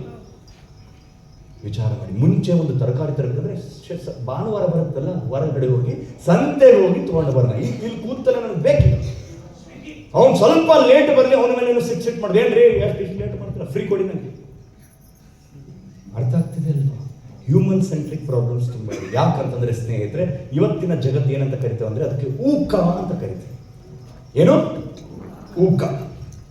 ಏನಿದು ಊಕ? ನಿಮ್ಮಲ್ಲೇ ಯಾರಾದ್ರೂ ಗೊತ್ತಾ ಊಕ ಅಂತ ಕೇಳ್ಪಟ್ಟಿದ್ರ ಸ್ನೇಹಿತರೆ? ಊಕ ಅಂತ ಯಾರಾದ್ರೂ ಕೇಳಿದ್ರ? ತೊಂದರೆ ಇಲ್ಲ. ವಿ ಅಂದ್ರೆ ಒಲಟೈಲಿಟಿ. ಬರ್ಕೊಳ್ಳೋದೇನು ಬೇಡ, ಜಸ್ಟ್ ಕೇಳಿಸ್ಕೊಳ್ಳಿ ರೈಟ್. ವಿ ಅಂದ್ರೆ ಒಲಟೈಲಿಟಿ, ಯು ಅಂದ್ರೆ ಅನ್ಸರ್ಟೆನಿಟಿ. ಸಿ ಅಂದರೆ ಕಾಂಪ್ಲೆಕ್ಸಿಟಿ, ಎ ಅಂದರೆ ಆಂಬಿಗ್ಯೂಟಿ. ಇದರ ಅರ್ಥ ಏನಂತ ನಾನು ಹೇಳ್ತೀನಿ ಸ್ವಲ್ಪ ಸಿಂಪಲ್ ಆಗಿ. ವೊಲಟೈಲಿಟಿ ಅಂದರೆ ಜಗತ್ತು ಹೇಗಿದೆ ಗೊತ್ತಾ ಈಗ ಸದ್ಯಕ್ಕೆ, ಎಲ್ಲೋ ರಷ್ಯಾ ಮತ್ತು ಯುಕ್ರೇನ್ ನಡುವೆ ಯುದ್ಧ ನಡೆದ್ರೆ, ಎಲ್ಲೋ ಇಸ್ರೇಲ್ ಮತ್ತು ಪ್ಯಾಲೆಸ್ಟೈನ್ ನಡುವೆ ಯುದ್ಧ ನಡೆದ್ರೆ, ಎಲ್ಲೋ ಬಾಂಗ್ಲಾದೇಶಲ್ಲಿ ಇನ್ಸ್ಟೆಬಿಲಿಟಿ ಆದರೆ ನಮಗೆ ಬಿಸ್ನೆಸ್ ಅಫೆಕ್ಟ್ ಆಗುತ್ತೆ. Markets they are so volatile in nature. ಎಲ್ಲೋ ಒಂದು ಆಗಿದೆ, ಅಷ್ಟು ಗ್ಲೋಬಲೈಸ್ಡ್ ಅಂದರೆ ವರ್ಲ್ಡಲ್ಲಿ ನಾವು ಈಗಿರೋದ್ರಿ. ಮೋದಿ ಅವರು ಹೋಗಿ ಟ್ರಂಪ್ನ ಮೀಟ್ ಆಗಿ ಬರ್ತಾರೆ, ಒಳಗೆ ಹೋದಾಗ ಮಾರ್ಕೆಟ್ ಒಂದು ತೋರಿಸುತ್ತೆ, ಹೊರಗಡೆ ಬಂದಾಗ ಒಂದು ಮಾರ್ಕೆಟ್ ತೋರಿಸುತ್ತೆ. ಅಂದರೆ ಇವತ್ತು ಒಂದೊಂದು ಎಲ್ಲೋ ನಡೀತಿರುವಂಥ ಆ್ಯಕ್ಷನ್ನಿಗೆ ನಾವು ಏನೇ ಕನಸು ಕಟ್ಟು ಮಾಡ್ತಾ ಇರ್ತೀವಿ, ಒಂದೇ ಕ್ಷಣದಲ್ಲಿ ನಾಶ ಆಗ್ಬೋದು. ಅರ್ಥ ಮಾಡ್ಕೊಳ್ಳಿ, ಅಂಥ ಜಗತ್ತಲ್ಲಿ ನಾವಿದ್ದೀವಿ. ಅದಕ್ಕೆ ಹೇಳ್ತಾರೆ ಡೈನಮಿಕ್ ವರ್ಲ್ಡ್ ಅಂತ. ಎರಡನೇದು ಅನ್ಸರ್ಟನ್, ಅಂದರೆ 5 ವರ್ಷದಲ್ಲಿ ನಿಮ್ಮನ್ನು ನೀವು ಎಲ್ಲಿ ನೋಡ್ಕೋತಾರೆ. ಇಲ್ಲಿ ನೋಡಿ ಎಷ್ಟೊಂದು ಎಲ್ಡರ್ಸ್ ಇದ್ದೀರಾ ಇಲ್ಲಿ. ಸರ್ ನೀವೆಲ್ಲ ಚಿಕ್ಕವ್ರದಾಗ ಏನು ಹೇಳ್ತಾ ಇದ್ರು, ತಂದೆ ಆಗಲಿ ಅಲ್ಲಿ ಕೆಲಸಕ್ಕೆ ಹೋಗುವಾಗ ಒಂದು ಇಂಟರ್ವ್ಯೂ ಕ್ವಶನ್ ಕೇಳೋರಲ್ಲ, 5 ವರ್ಷದಲ್ಲಿ ನೀವು ನಿಮ್ಮನ್ನು ಎಲ್ಲಿ ನೋಡ್ಕೋಬೇಕು ಅಂದರೆ where do U see your self in next 5 years ಅಂತ ಕೇಳ್ತೀವಿ. ಪ್ರಿಡಿಕ್ಟ್ ಮಾಡೋಕ್ಕೆ ಆಗಲ್ಲ. ಈಗ ನಾವು ಏನು ಮಾಡ್ತಾ ಇದ್ದೀವಿ 5 ವರ್ಷದಲ್ಲಿ, ನನ್ನ ಸ್ಕಿಲ್ ಅದಕ್ಕೆ ಮ್ಯಾಚ್ ಆಗುತ್ತಿಲ್ಲ, ಆ ಕೆಲಸ ಇರುತ್ತೋ ಅಂತ ಗೊತ್ತಿಲ್ಲ. ನಾನು ಕೇಳಿದ್ರಲ್ಲ ಆರ್ಟಿಫಿಷಿಯಲ್ ಇಂಟೆಲಿಜೆನ್ಸ್ ಬರ್ತಾ ಇದೆ, ಅದು ಜಾಬ್ಸ್ ಹೋಗುತ್ತೆ ಅಂತ ಮಾತಾಡ್ತಿಲ್ವಾ ಜನರು? ಮತ್ತು ವಿಚಾರ ಮಾಡಿ, ಅಂಥ ಜಗತ್ತಲ್ಲಿದೆ ನಾವು. ಕಾಂಪ್ಲೆಕ್ಸಿಟಿ ಅಂದರೆ ಮುಂಚೆ ಒಂದು ಪ್ರಾಬ್ಲಮ್ ಇದ್ರೆ ಅದಕ್ಕೆ ಟಕ್ ಅಂತ ಸೊಲ್ಯೂಷನ್ ಹುಡುಕ್ಬೋದಿತ್ತು. ಇವತ್ತು ಪ್ರಾಬ್ಲಮ್ ಕಂಡುಹಿಡಿಯೋಕೆ ತಲೆನೋವು. ನೋಡಿ ಎಕ್ಸಾಂಪಲ್ ಕೊಡಲ್ಲ, ಚಿಕ್ಕ ಮಕ್ಕಳು ನಾವು ಚಿಕ್ಕವರಿದ್ದಾಗ ತಂದೆ ಹಿಂಗೆ ಸುಮ್ಮನೆ ನೋಡಿದ್ರೆ ಸರಿ ಆಗ್ಬಿಡ್ತೀವಿ. ಶಾಲೆಯಲ್ಲಿ ಟೀಚರ್ ಹಿಂಗೆ ಒಂದು ಲುಕ್ ಕೊಟ್ಟರೆ ಮುಗಿತು, ಸರಿ ಆಗ್ತದೆ. ಇವತ್ತಾ ಆ ಮಗನ ಕೂಡಿಸ್ಕೊಂಡು ಏನಪ್ಪ ಆಯ್ತು ಕೌನ್ಸಿಲಿಂಗ್ ಮಾಡಬೇಕು, ನಿಧಾನವಾಗಿ ಈರುಳ್ಳಿದು ಒಂದೊಂದೇ ಲೇಯರ್ ತೆಗಿತಾ ಆಮೇಲೆ ಗೊತ್ತಾಗುತ್ತೆ. 10ನೇ ಕ್ಲಾಸ್ ಹುಡುಗ ಹಿಂಗೆ ಯಾಕೆ ಆಡ್ತೀಯಾನಂದ್ರೆ 7ನೇ ತರಗತಿಯಲ್ಲಿ ಸರ್ ಒಬ್ಳು ಹುಡುಗಿ ಇದ್ಲು ಸರ್, ಇಲ್ಲ ಅಂದ್ಬಿಟ್ಲು ನನಗೆ. ಅದಕ್ಕೆ ಒಳಗಡೆ ಕೂತ್ಬಿಟ್ಟಿರ್ತೆ ಅವನಿಗೆ. ಅಂದ್ರೆ ಪ್ರಾಬ್ಲಮ್ ಏನು ಅಂತ ತಿಳ್ಕೊಳ್ಳೋದೇ ಕಷ್ಟ ಆಗ್ತಿರುತ್ತೆ. ಅಂತ ಕಾಂಪ್ಲೆಕ್ಸ್ ವರ್ಲ್ಡ್ ಅಲ್ಲಿ ನಾವು. ಯಾವ ಪ್ರಾಬ್ಲಮ್ಗೆ ಏನು ಹೊಡ್ತಾ ಅವ್ನ ರಿಯಾಕ್ಷನ್ ಬರ್ತಾ ಇದೆ ಗೊತ್ತಿಲ್ಲ. That is why I call it as complexity and finally ambiguity. ಎಲ್ಲ ಗ್ರೇ ಏರಿಯಲ್ಲಿ ಆಪರೇಟ್ ಮಾಡ್ತೀವಿ, ಗೊತ್ತೇ ಒಂದು ಕ್ಲಾರಿಟಿ ಸಿಗ್ತಾ ಇಲ್ಲ. ಕೇಳಿರಬೇಕು, ಸಡನ್ ಆಗಿ ಗೌರ್ಮೆಂಟ್ ಎವ್ರಿ ಟೈಮ್ ಬಂದಾಗ ಒಂದು ಹೊಸ ಪಾಲಿಸಿ ತೊಗೊಂಡು ಬರುತ್ತೆ. ಪಾಲಿಸಿ ತೊಗೊಂಡಾಗ ಏನಾಗುತ್ತೆ, ನ್ಯಾಚುರಲಿ ಇಲ್ಲಿ ತನಕ ಇದು ಕರೆಕ್ಟ್ ಅನ್ಕೊಂಡಿರ್ತೀವಿ, ಇದು ತಪ್ಪಾಗ್ಬಿಡುತ್ತೆ, ಇದು ಆಗುತ್ತೆ. It's very confusing, right? ಯಾಕಂದ್ರೆ ಡೈನಮಿಕ್ ಇರೋದ್ರಿಂದ ಕ್ರಿಪ್ಟೋ ಕರೆನ್ಸಿ ಅಂತ ಕೇಳಿರಬೇಕು, ಬಿಟ್ಕಾಯಿನ್ ಅಂತ ಕೇಳಿರಬೇಕು, ಇವೆಲ್ಲ ಸ್ಟಾರ್ಟ್ ಆಗಿ ನೋಡಿ ಇಷ್ಟು ಕನ್ಫ್ಯೂಷನ್ಸ್, ರೈಟ್? ಸೊ ಇಂಥ ಜಗತ್ತಲ್ಲಿ ಸ್ನೇಹಿತರೆ ನಾವೇನಾದರೂ ಸರ್ವೈವ್ ಅಲ್ಲ, ಥ್ರೈವ್ ಅಂತ ಹೇಳ್ತಾನೆ. ಅಂದರೆ ಜಸ್ಟ್ ಬದುಕೋಣದಲ್ಲ, ಹೇಗೆ ಜೀವನ ಕಟ್ಟಬೇಕು ಅಂತಂತಂದ್ರೆ ಅದನ್ನೇ ಇವತ್ತು ನಾನು ನಿಮ್ಮ ಜೊತೆ ಡಿಸ್ಕಸ್ ಮಾಡಕ್ಕೆ ಬಂದಿರೋದು. And I have to tell you my dear friends, ಇವತ್ತು ಜಗತ್ತು ಹೀಗಿದೆ. ಎಷ್ಟು ನೀವೆಲ್ಲರೂ ಪುಣ್ಯವಂತರು ಅಂತ ಹೇಳಿದ್ರೆ ತಪ್ಪಾಗಲ್ಲ. ಬಿಕಾಸ್ ನಾನು ಹೇಳ್ತೇನೆ, ನಾನು ಸುಮ್ಮನೆ ಯಾವುದೂ ಹೇಳಲ್ಲ, ನಿಮ್ಗೆ ಸುಮ್ಮನೆ ಮೆಚ್ಚಿಸ್ಬೇಕಂತ ಬಂದಿಲ್ಲ, ಪ್ರೂಫ್ ಸಮೇತ ನಿಮ್ಮ ಜೊತೆ ಮಾತಾಡ್ತೀನಿ. ಬಿಕಾಸ್ ನೀವು ಜನರ ಜೊತೆ ಬೆರಿತಾ ಇರುವಂಥ ಇಂಡಸ್ಟ್ರಿ ಇರೋದ್ರಿಂದ ನಿಮಗೆ ಜನರದ ಪಲ್ಸ್ ಗೊತ್ತಾಗುತ್ತೆ. That is the beauty of being in direct selling industry, first and foremost. Second ಊಕಾ ವರ್ಲ್ಡ್ ಅಂತ ಮಾತಾಡಿದೆ ನಾನು, ಕರೆಕ್ಟ್ ಅಲ್ವಾ? ಈ ಊಕಾ ವರ್ಲ್ಡ್ ಅಲ್ಲಿ ಇಷ್ಟು ಆರ್ಟಿಫಿಷಿಯಲ್ ಇಂಟೆಲಿಜೆನ್ಸು ಅದು ಇದು ಅಂತ ಮಾತಾಡ್ತಿರುವಾಗ ಭಯ ಬೀಳ್ಬೇಕಾದವ್ರು ಯಾರು ಗೊತ್ತಾ? Employees. Only those people who feel ಅಯ್ಯೋ ನನ್ನ ಕೆಲಸ ಯಾರ್ದು ಕಿತ್ಕೊಂಡು ಹೋಗ್ಬಿಡುತ್ತಾ ಇದೆ ಟೆಕ್ನಾಲಜಿ ಅಂತ. ಇಲ್ಲಿ ಕೂತಿರೋರು ಯಾರು ಭಯ ಬೀಳುವಂತ ನೆಸೆಸಿಟಿ ಇಲ್ಲ. ಬಟ್ ಹಾಗಂತ ಬಹಳನು ಖುಷಿ ಪಡಬೇಡಿ. ಸುಮ್ಮನೆ ಕೂತಿರೋ ಉಪಯೋಗ ಇಲ್ಲ. ನಮ್ಮ ಸಾಮರ್ಥ್ಯನ ಹೆಚ್ಚಿಸ್ಕೊಂಡ್ರೆ ಮಾತ್ರ, ನಮ್ಮ ಕೌಶಲ್ಯತೆಗಳು ಹೆಚ್ಚಿಸ್ಕೊಂಡ್ರೆ ಮಾತ್ರ, ನಮ್ಮ ಜ್ಞಾನ ಹೆಚ್ಚಿಸ್ಕೊಂಡ್ರೆ ಮಾತ್ರ ಇಂಥ ಆರ್ಟಿಫಿಷಿಯಲ್ ಇಂಟೆಲಿಜೆನ್ಸ್ ವರ್ಲ್ಡ್ ಅಲ್ಲೂ ಕೂಡ ನಾವು ಮುಂದೆ ಬರಬಹುದು. ಸೊ ನಾನು ಒಳ್ಳೆ ಕಂಪ್ನಿ ಜಾಯ್ನ್ ಆಗಿದ್ದೀನಿ, ನಂಗೆ ಸಕ್ಸಸ್ ಸಿಕ್ತು. ಸಿಗಲ್ಲ, ನಾನು ಬರೆದು ಕೊಡ್ತೀನಿ. ಬಾಂಡ್ ಪೇಪರ್ ಎಲ್ಲಿ ಬರೀಬೇಕು ನಾನು ಬರೆದು ಕೊಡ್ತೇನೆ. ಎಂಥ ಒಳ್ಳೆ ಕಂಪ್ನಿ ಸೇರಿಕೊಂಡ್ರು ಸಕ್ಸಸ್ ಸಿಗಲ್ಲ. ಒಳ್ಳೆ company is a good platform. ಅದನ್ನು ಹೇಗೆ ನೀವು ಅಲ್ಲಿ ಕೊಡ್ತಿರೋ ಅಲ್ಲಿರುವಂಥ ಸಿಸ್ಟಮ್ ಆಗಿರ್ಬೋದು, ಅಲ್ಲಿರುವಂಥ ಟ್ರೈನಿಂಗ್ಸ್ ಆಗಿರ್ಬೋದು, ಅದನ್ನೆಲ್ಲ ಬೆನಿಫಿಟ್ ತೊಗೊಂಡು ಎಕ್ಸ್ಟ್ರಾಕ್ಟ್ ಮಾಡಿ ನೀವು ಅಳವಡಿಸ್ಕೊಂಡು ಅದನ್ನ ಹೇಗೆ ಯುಟಿಲೈಸ್ ಮಾಡ್ತೀರಾ ಅದನ್ನು ನಿಮ್ಗೆ ತೋರಿಸುತ್ತೆ ಎಷ್ಟು ಮೇಲೆ ಹೋಗ್ತೀರ ಅಂತ. ಅರ್ಥ ಆಗ್ತಿದೆ ಅಲ್ವಾ? ಸೊ ಹಾಗಾಗಿ let me give back the example why direct selling. ಏನು ಸ್ನೇಹಿತರೆ, ವೈ ಡೈರೆಕ್ಟ್ ಸೆಲ್ಲಿಂಗ್ ಯಾಕೆ ಹೇಳ್ತೇನೆ? ನನ್ನ ಫಸ್ಟ್ ಪರ್ಸನಲ್ ಎಕ್ಸಾಂಪಲ್ ಕೊಡ್ತೇನೆ.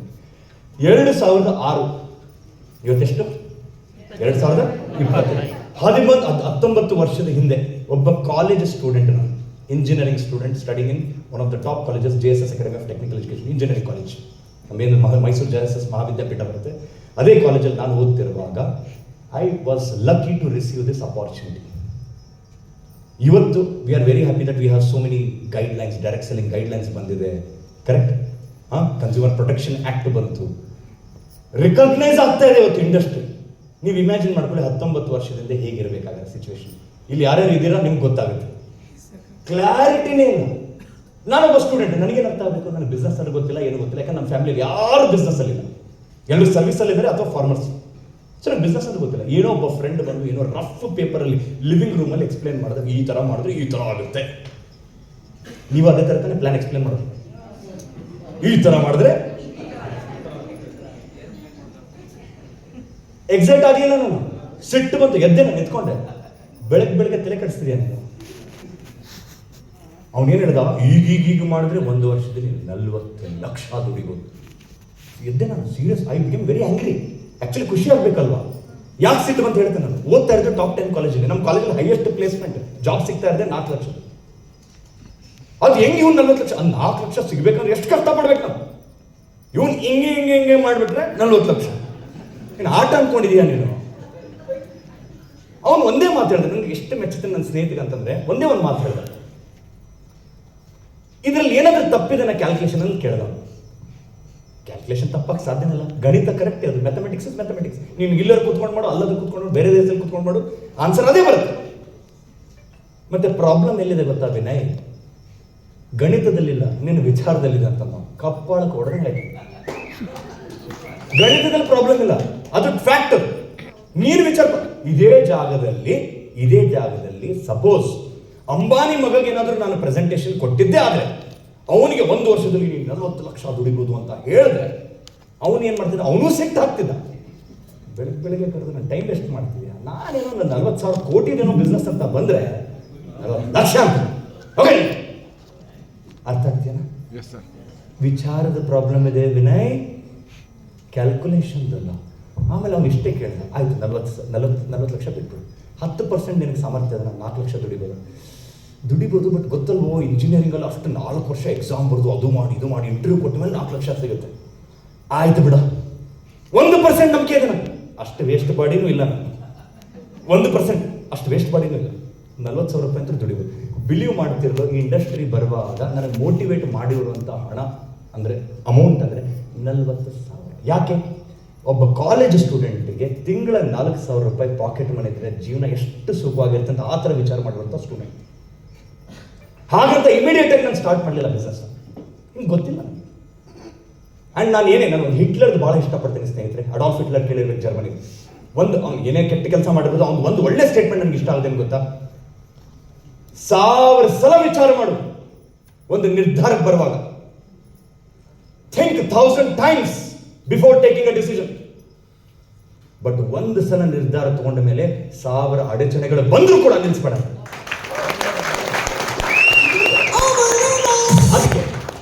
ಅದಕ್ಕೆ ನಾನೇನ್ ಮಾಡಿದೆ ಗೊತ್ತಾ?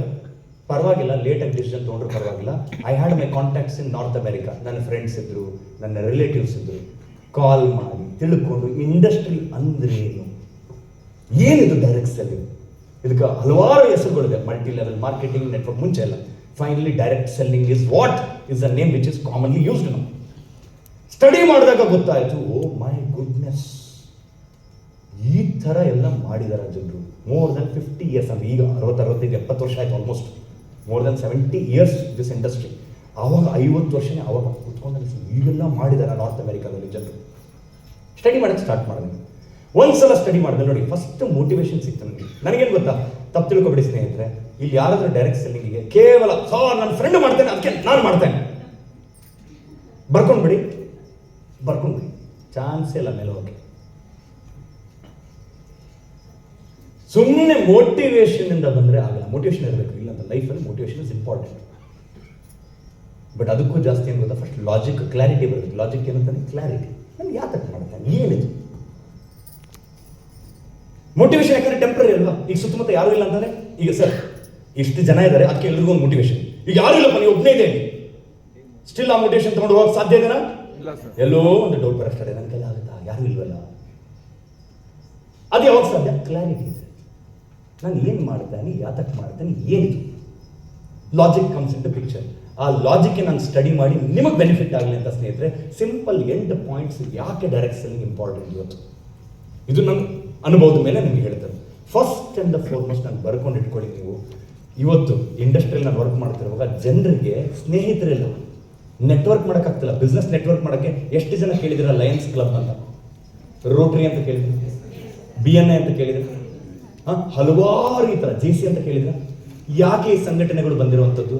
ಸೊ ದಟ್ ಎಲ್ಲರೂ ಒಂದ್ ಕಡೆ ಜಾಗ ಬಂದು ಒಬ್ರಿಗೊಬ್ರು ಸಪೋರ್ಟ್ ಮಾಡ್ಕೊಳ್ಳೋಣ, ಒಬ್ರಿಗೊಬ್ರು ಬಿಸ್ನೆಸ್ ಹೆಲ್ಪ್ ಮಾಡೋಣ. People are trying to connect, network. ಇಲ್ಲಿ ನೀವು ಅದು ಮಾಡದೇ ಬೇಕಾಗಿಲ್ಲ. ನ್ಯಾಚುರಲ್ ನೀವು ಮಾಡುವಂತ ಬಿಸ್ನೆಸ್ ಅಲ್ಲೇ ನೆಟ್ವರ್ಕ್ ಆಗ್ತಾರೆ. ಈಗ ನೋಡಿ, ಯಾರೊಬ್ರು ಮಡಿಕೇರಿ ಅಂತ ಹೇಳಿದ್ರು, ಯಾರೊಬ್ರು ಬಾಗಲಕೋಟೆ ಅಂತ ಹೇಳಿದ್ರು, ಯಾರೊಬ್ರು ಚಿಕ್ಕಬಳ್ಳಾಪುರ. ಇಷ್ಟು ಜನ ಇಲ್ಲೇ ಕನೆಕ್ಟ್ ಆಗಿದ್ದೀರಾ. ನಾಳೆ ನಿಮ್ಗೆ ಏನಾದ್ರು ಬಾಗಲಕೋಟೆಗೆ ಹೋಗ್ತಿದ್ರ, ಏನೋ ಹೆಲ್ಪ್ ಬೇಕಾಗಿದೆ, ಥಕ್ ಅಂತ ಒಂದು ಫೋನ್ ಹಚ್ಚಿದ್ರೆ ಅಲ್ಲಿ ರೆಡಿ ಇರಲ್ವಾ ಹೇಳಿ? First understand the power of this industry, that is the power of network. ಅದಕ್ಕೇನಂತಾರೆ, your true network is your network. ನೀವು ಇಷ್ಟು ಹಣ ಸಂಪಾದಿಸ್ತೀನಿ ಅಂತ ಹೇಳ್ತಿರಲ್ಲ, ಅದು ಶೂನ್ಯ if you don't have the power of network. Example ಕೊಡ್ತೀನಿ ನಿಮಗೆ.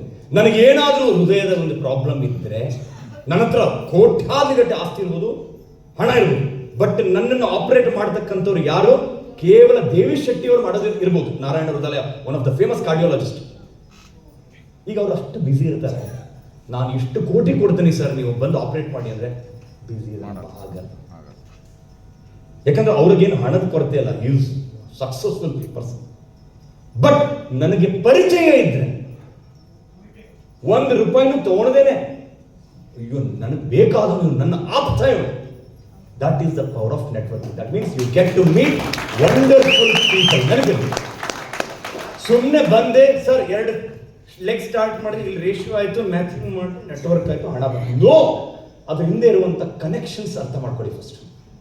ಅದಕ್ಕೆ ಇಲ್ಲಿ ಈ ಬಿಸ್ನೆಸ್ ಏನಂತ ಕರೀತಾರೆ, it's not a sales business, it's a relationship business. First ನೀವು ಎಷ್ಟು ಬಾಂಧವ್ಯಗಳು ಸ್ಟ್ರಾಂಗ್ ಮಾಡ್ತೀರಾ, ಅದು ಭಾಳ ಇಂಪಾರ್ಟೆಂಟ್. ಬಿಕಾಸ್ ಈಗ ಸೇಲ್ ಆಯಿತು, ಕಮಿಷನ್ ಮತ್ತು ಮುಗಿತು, that's a transactional selling. Relationship selling ಏನು ಗೊತ್ತಾ? Sale plus resale, retain and sale continues ನಡೀತಾ ಇರುತ್ತೆ. ಬಟ್ ಆದ್ಯತೆ ಯಾವ್ದು ಕೊಡ್ತೀರಾ? ಸೇಲ್ಗೆಲ್ಲ, ರಿಲೇಶನ್ಶಿಪ್. ಅರ್ಥ ಆಗ್ತಿಲ್ಲ? First and foremost get to meet wonderful people. Second, you get a chance to travel. ಇವತ್ತು ಜನರಿಗೆ ಟೈಮೇ ಸಿಗ್ತಿಲ್ಲ. ಟ್ರಿಪ್ ಹೋಗ್ಬೇಕಂದ್ರೆ ಬಿಸಿ, ಲೀವ್ಗೆ ಅಪ್ಲಿಕೇಶನ್ ಹಾಕ್ಬೇಕು, ಒಪ್ಕೋತಿರೋ ಇಲ್ಲ. ಸಂಡೇ ಒಂದಿನ ಸಿಗುತ್ತೆ, ಮನೆ ಕ್ಲೀನ್ ಮಾಡಬೇಕು, ರೆಸ್ಟ್ ತಗೋಬೇಕು, ಹಬ್ಬ ಅಂದ್ರೆ ಒಂದು ರೆಸಾರ್ಟ್ಗೆ ಟಕ್ಕಂತ ಹೋಗಿ ಬರಬೇಕು. ಇದೇ ನಡೀತಿರೋದು ಎಲ್ಲರೂ ಫ್ಯಾಮಿಲಿಯಲ್ಲಿ. ನೆಟ್ವರ್ಕ್ ಸ್ಪೆಷಾಲಿಟಿ ಅಂತಂದ್ರೆ ನೀವು ಮಾಡ್ತಿರೋಂಥ ಕೆಲಸನೇ ಟ್ರಿಪ್, ಒಪ್ಕೋತಿರೋ ಇಲ್ಲ. ನೀವು ಮಾಡ್ತಿರೋಂಥ ಕೆಲಸನೇ ಟ್ರಿಪ್. ಅದು ನೀವು ಅನ್ಕೋತಿರ್ಬೋದು, ಸರ್ ಟೆನ್ಷನ್ ಕೊಡ್ತಾರೆ ಸರ್, ಅಪ್ಲೈನು, ಅಲ್ಲೋಗಿ ಮೀಟಿಂಗ್ ತೊಗೊಂಡು ಬಾ, ಇಲ್ಲೋಗಿ ಮೀಟಿಂಗ್ ತೊಗೊಂಡು ಬಾ. ಸರ್ ವೈಟ್ ಫೀಲ್ಡ್ ಹೋಗಿದ್ದೆ ಸರ್ ಮೊನ್ನೆ, ಫುಲ್ ಟ್ರಾಫಿಕ್ಕು, ಅಲ್ಲಿ ಹೋಗ್ಬಾ, ಈ ಊರಿಗೆ ಹೋಗ್ಬಾ. ಪುಣ್ಯ ಮಾಡಿದಿರ ರೀ ನೀವು. 1 ವಾರ ಲ್ಯಾಪ್ಟಾಪ್ ಮುಂದೆ ಕೂತ್ಕೊಂಡು ಕೆಲಸ ಮಾಡಿ, ತಲೆ ಕೆಟ್ಟ ಹೋಗ್ಲಿದ್ರೆ ನೋಡ್ತೀವಿ. ಅದೇ ಕೂತ್ಕೋ, ಒತ್ತು ಬಟನ್, ಅದೇ ಕೂತು ಅದೇ ಒತ್ತು, ಅದೇ ಕೂತು ಅದೇ ಒತ್ತು. ಇವತ್ತು ದಿನನಿತ್ಯ ನೀವು ಜನರ ಮಧ್ಯೆ ಹೋಗಿ ಹೊಸ ಜನ ಜೊತೆ ಬೆರಿತಾ ಇರೋದು. Don't you think that in itself is. ಅದಕ್ಕೆ ಹೇಳ್ತಲ್ಲ, ನೆಟ್ವರ್ಕರ್ ಸ್ವಲ್ಪ ಡಿಪ್ರೆಷನ್ ಹೋದ್ ಕಡಿಮೆ. ನಾವು ಸುಮ್ಮನೆ ಹೇಳ್ಬೇಕಂತ ಹೇಳ್ತಾರೆ, ಯಾಕಂದ್ರೆ ಸುಮ್ಮನೆ ಯಾವಾಗಲೂ ಖುಷಿಯಾಗಿರ್ತೀರ, ರಾತ್ರಿ ಹೊತ್ತು ಎಕ್ಸೈಟ್ಮೆಂಟ್. ನೋಡಿ, ನೆಟ್ವರ್ಕರ್ಸ್ ಯಾರು ಫೋನಲ್ಲಿ ಕುತ್ಕೊಂಡು ಮಾತಾಡೋದು, ಯಾರು ನೋಡಿದ್ರೆ ಈ ತರ ಕುತ್ಕೊಂಡು ಫೋನಲ್ಲಿ ಮಾತಾಡ್ತಾರೆ. ಫೋನ್ ಬಂತ ಸ್ಟಾರ್ಟ್, ಮತ್ತೆ ಸರ್ ನೆಕ್ಸ್ಟ್ ಏನು, ಯಾವಾಗ ನೋಡಿದ್ರ ಚಾನ್ಸೇ ಇಲ್ಲ. ಯಾಕಂದ್ರೆ ಆ ಎನರ್ಜಿ ನಮಗೆ. ಸೊ ಅರ್ಥ ಮಾಡ್ಕೊಳ್ಳಿ, ನಿಮಗೆ ಜಗತ್ತು ಟ್ರಾವೆಲ್ ಮಾಡುವಂತ ಅಂದ್ರೆ, ನಾವೇನಾದ್ರೂ ದೇಶ ಸುತ್ತಿ ಹಣ ಖರ್ಚು ಮಾಡಿ ದೇಶ ಸುತ್ತಿದ್ದೆ ಆದ್ರೆ ಬಿಸ್ನೆಸ್ ಬಿಲ್ಡ್ ಮಾಡಕ್ಕೆ, ನಾಳೆ ಇವತ್ತು ಹಣ ಖರ್ಚು ಮಾಡಿದ್ರೆ ನಾಳೆ ಹಣ ಗಳಿಸ್ತೀರಾ ಜಗತ್ತು ಸುತ್ತೋದಕ್ಕೆ. ಅರ್ಥ ಮಾಡಿ, ಇವತ್ತೇನಾದ್ರೂ ನೀವು ಹಣ ಖರ್ಚು ಮಾಡಿ ಯಾಕೆ ದೇಶ ಸುತ್ತಕ್ಕೆ, ಬಿಸ್ನೆಸ್ ಬಿಲ್ಡ್ ಮಾಡಕ್ಕೆ, ನಾಳಿನ ದಿನ ಹಣ ಗಳಿಸ್ತೀರಾ ಜಗತ್ತನ್ನ ಸುತ್ತಕ್ಕೆ. ನೆನಪಲ್ಲಿ. So this is the second. And ಇಲ್ಲಿ ಏನು ನೋಡಿ, ಯಾರು ಉಡುಪಿಯಲ್ಲಿದ್ದೀರಾ, ನೀವು ಉಡುಪಿಗೆ ಹೋದ್ರೆ ಗೋಳಿ ಬಜ್ಜಿ ಸೂಪರ್ ಅಲ್ವಾ ಟೇಸ್ಟ್. ಯಾರು ಫಿಶ್ ಇಷ್ಟ, ನಮ್ಮ ವೆಜಿಟೇರಿಯನ್, ಸೊ ಫಿಶ್ ಟ್ರೈ ಮಾಡಿ, ಡಿಫ್ರೆಂಟ್. ದಾವಣಗೆರೆ ಹೋದ್ರೆ ಅವ್ರಿಗೆ ಹೋಗಿ ಒಳ್ಳೆ ಬೆಣ್ಣೆ ದೋಸೆ ಕರ್ಕೊಂಡು ಹೋಗ್ತಾರೆ. ಗೋಕಾಕಕ್ಕೆ ಹೋದ್ರೆ ಕರ್ಗಂಡು ಸಿಗುತ್ತೆ, ಧಾರವಾಡ ಹೋದ್ರೆ ಧಾರವಾಡ ಪೇಡ ಸಿಗುತ್ತೆ, ಬೆಳಗಾವಿ ಹೋದ್ರೆ ಕುಂದ ಸಿಗುತ್ತೆ. ಒಂದೊಂದು ಊರಲ್ಲಿ ಒಂದೊಂದು ಸೊಬಗು. ಹಾಸನ ಮುದ್ದೆ ಹೋಗಿ ನೀವು ಎಲ್ಲೆಲ್ಲಿ ಹೋಗ್ತೀರಾ, ಅಥೆಂಟಿಕ್ ಇದೆಯಲ್ಲ ಅದ್ರ ಮುಂದೆ ಯಾವುದಲ್ಲ. ಅದಕ್ಕೆ ನಾನು ಹೇಳ್ತೀನಿ, ಈ ಅನುಭವಗಳನ್ನ ನಾವು ಏನು ಅನ್ಕೋತೀವಿ ಎಲ್ಲವನ್ನೂ ಇನ್ಕಮ್ ಜೊತೆ ಕನೆಕ್ಟ್ ಮಾಡ್ತೀವಿ. ಇಷ್ಟು ಹೋದೆ, ಇಷ್ಟು ಖರ್ಚಾಯ್ತು, ಮತ್ತೆ ನನಗೆ ಏನು ಬರ್ಲಿಲ್ವಲ್ಲ. ಅನುಭವ ಸಂಪಾದಿಸಬೇಕು ಫಸ್ಟ್ ಈ ಬಿಸ್ನೆಸ್ ಅಲ್ಲಿ ಸ್ನೇಹಿತರೆ. ಅನುಭವ. Life is not the set. ಈಗ ನೀವೇ ಒಂದು ಮಾತಾಡಿ, ಇಬ್ರು ಓಕೆ, ನೀವು ಒಬ್ರು ನಿಂತ್ಕೊಳ್ಳಿ just please. Your good name? Harish. ಅಲ್ಲೇ ಹರೀಶ್, ರೈಟ್? ತಮ್ಮ ಹೆಸರು? ಮಂಜು ಶೆಟ್ಟಿ ಇಲ್ಲೇ, ರೈಟ್? ಈಗ ಮಂಜು ಅವ್ರಿಗೆ ನೀವು ಒಂದು ಮಾತು ಹೇಳಿ, ನನ್ನ ಹತ್ರ 1 ಕೋಟಿ ಬ್ಯಾಂಕ್ ಬ್ಯಾಲೆನ್ಸ್ ಇದೆ ಹೇಳಿ. ಗುಡ್. ಎಲ್ಲರೂ ಅಂತಾರೆ ವಾ ವಾ ಅಂತಿರಲ್ವಾ? ನೀವು ಇದೇ 1 ಕೋಟಿದ ಅನುಭವ ಹೇಳಿ. ನಾನು ರಷ್ಯಾಗೆ ಹೋಗಿದ್ದೆ, ನಾನು ಟರ್ಕಿಗೆ ಹೋಗಿದ್ದೆ, ನಾನು ಥೈಲ್ಯಾಂಡ್ಗೆ ಹೋಗಿದ್ದೆ, ನಾನು ದುಬೈಗೆ ಹೋಗಿದ್ದೆ. ಒಂದು 10 ಅನುಭವ ಹೇಳಿ. ಕುತ್ಕೊಂಡು ಜನರು ಚಪ್ಪಾಳೆ ಅಲ್ಲ ಸ್ಮರಿಸ್ತಾರೆ ನಿಮಗೆ, ಏನೋ ಜೀವನ ಇಷ್ಟು ಚೆನ್ನಾಗಿ ಅನುಭವಿಸಿದ್ಯಾ ನೀನು ಅಂತ. ಹೌದೋ ಇಲ್ಲ? So it is not just about money, it is about the set of experiences you build. Thank you so much. ಕೂತ್ಕೊಳ್ಳಿ. Correct. Thank you so much. ಅದಕ್ಕೆ ನಾನು ಮತ್ತೆ ಹೇಳ್ತೇನೆ, ಹಣ ಯಾವತ್ತು ನಾವು ಹಣಕ್ಕೆ ಹಿಂದೆ ಓಡಬಾರ್ದು. Money should always come and fall at your feet. ವಿದ್ಯೆನೂ ಅದೇ ಥರ. ಅಂದರೆ ವಿದ್ಯೆದಲ್ಲೂ ಕೂಡ ನೀವು ವಿದ್ಯೆಯನ್ನ ಕಲಿಬೇಕು ಅಂತ ಹೋದರೆ ಈ ಗ್ರೇಡ್ಗಳು ಅವಾರ್ಡ್ಗಳು ತಾವೇ ಹುಡ್ಕೊಂಡು ಬಂದು ಬೀಳ್ತಾರೆ. ಅದ್ರ ಹಿಂದೆ ಹೋಗೋದು ಬೇಕಾಗಿಲ್ಲ. ಈ ಇಂಡಸ್ಟ್ರಿಯಲ್ಲಿ ಈ ಮೈಂಡ್ ಸೆಟ್ ಚೇಂಜ್ ಮಾಡೋದು ಬಹಳ ಇಂಪಾರ್ಟೆಂಟ್. ಫಸ್ಟ್ 2 ವರ್ಷ ಡ್ರೀಮ್ಸ್ ಇರಬೇಕು, ತಪ್ಪಂತ ಹೇಳ್ತಲ್ಲ. ಕೇವಲ attachment is only towards money, then you will lose lot of amazing experiences, right? 3ನೇ ಕಾರಣ ಸ್ನೇಹಿತರೆ, ನನ್ನ ಪ್ರಕಾರ ಇದರಂತ ಬಿಸ್ನೆಸ್ ಅಬ್ಬಾ. ಈಗಿನ ಕಾಲದಲ್ಲಿ ಒಬ್ಬ ವ್ಯಕ್ತಿಗೆ ಒಂದು ಕಂಪನಿಯಲ್ಲಿ ಒಂದು ಪ್ರಮೋಷನ್ ಆಗ್ಬೇಕಂತಂದ್ರೆ ಏನ್ ಮಾಡಬೇಕು? ಒಂದು 4 ಜನ ತುಳಿದು ಹೋಗ್ಬೇಕು, ಹಚ್ಚಿಟ್ಟು ಬರಬೇಕು. ಬಾಸ್ ಹತ್ರ ಹೋಗ್ಬಿಟ್ಟು ಅವ್ನು ಸರಿ ಇಲ್ಲ ನಿಮ್ಮ ಬಗ್ಗೆ ಮಾತಾಡ್ತಿದ್ದೆ. ಈ ಬಿಸ್ನೆಸ್ ಎಷ್ಟು ಚೆನ್ನಾಗಿ ಡಿಸೈನ್ ಮಾಡಿದ್ದಾರೆ ಅಂತಂದ್ರೆ, ನೀನು ಬೆಳಿಬೇಕಂತಂದ್ರೆ ನಿಮ್ಮಲ್ಲಿರೋರನ್ನ ಬೆಳೆಸಲೇಬೇಕು. Business model is design in such a way that you grow only when you make others grow. ನೀವು ನಿಮ್ಮ ಕನಸು ಮಾಡ್ತೇವೆ. ನಾನು ಓಪನ್ ಆಗಿ ಹೇಳ್ತೀನಿ, ಬೆಳಗ್ಗೆ ಏನು ಮಾಡಬೇಕು? ದೇವೇ, ನನ್ನ ಲೆಫ್ಟಲ್ಲಿರೋನಿಗೆ ಒಂದು ಈ ಕಾರ್ ಕೊಡಪ್ಪ, ರೈಟಲ್ಲಿರೋನಿಗೆ ಈ ಕಾರ್ ಕೊಡಪ್ಪ. ನಿಮ್ಮ ಕಾರ್ ಕೇಳಕ್ಕೆ ಹೋಗಿ ನೀವು ಡಬಲ್ ಕಾರ್ ಬರುತ್ತೆ. ಇದು ಅಮೇಸಿಂಗ್ ಅಲ್ವಾ? ಇದು ಅಮೇಸಿಂಗ್ ಹೌದಲ್ಲ? ಯೂಶಲಿ ಹೆಂಗಿರುತ್ತೆ ನಮ್ಮ ಆಟಿಟ್ಯೂಡ್? ಅಲ್ಲ, ಯೂಶಲಿ ಆಟಿಟ್ಯೂಡ್ ಹೆಂಗಿರುತ್ತೆ? ರಿಲೇಟಿವ್ಸ್ ಇದು ಕರೀತಾರೆ ಗೊತ್ತಾ? ಮನೆ ಓಪನಿಂಗಿಗೆ ಹೋಗ್ತಿರ ತಾನೆ, ಏನು ಮಾಡ್ತೀವಿ? ಕರೆದಿದ್ಯಾಕೆ? ಬಂದು ಮನೆ ತೋರ್ಸಕ್ಕಲ್ಲ, ನಿಮ್ಮ ಆಶೀರ್ವಾದ ಕೇಳಕ್ಕೆ. ಕಷ್ಟಪಟ್ಟು ಕಟ್ಟಿದ್ದೀವಿ, ಬಂದು ಆಶೀರ್ವಾದಿಸಿ ನಮಗೆ. ಅದು ಬಿಟ್ಟು ಎಲ್ಲ ಮಾಡ್ಬರ್ತದೆ.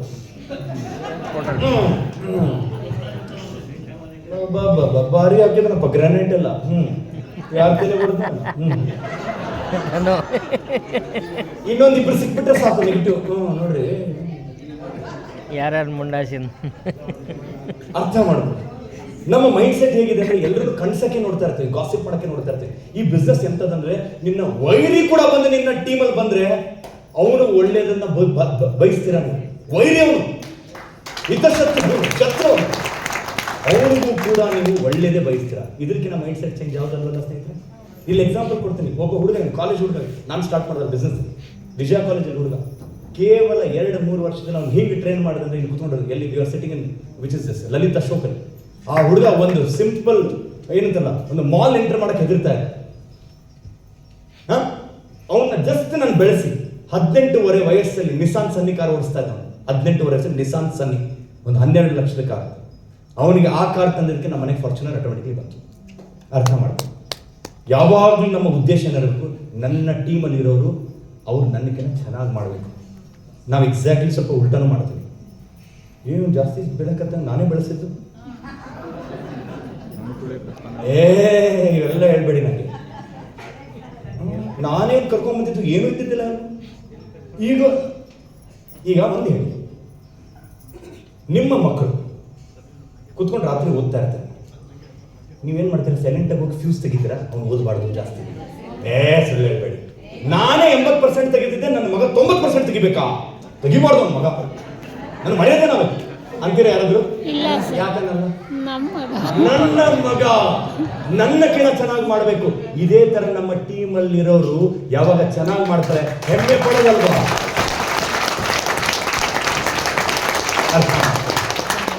ಅಲ್ಲಿಂದಲೇ ಸ್ಟಾರ್ಟ್. ಯಾಕಂದ್ರೆ ಇವತ್ತು ಈ ಚಿಕ್ಕ ಚಿಕ್ಕ ವಿಷಯದಲ್ಲೇ ಬಿಸ್ನೆಸ್ ಹಾಳು ಮಾಡ್ಕೋತಾರೆ ನಾವು. ಏನೋ ದೊಡ್ಡ ಕನಸು ಕಟ್ಕೊಂಡು ಬಿಸ್ನೆಸ್ ಅಲ್ಲಿ ಬಂದಿರ್ತೀವಿ. ಈ ಚಿಕ್ಕ ಚಿಕ್ಕ ವಿಷಯ ನಮ್ಗೆ ಸಂಬಂಧ ಇಲ್ಲ. ಆಯ್ತಪ್ಪ, ಅವನೇನೋ ಚೆನ್ನಾಗಿ ಮಾಡ್ತೇನೆ, ನೀವೇ ಕರ್ಕೊಂಡು ಬಂದಿದ್ದು.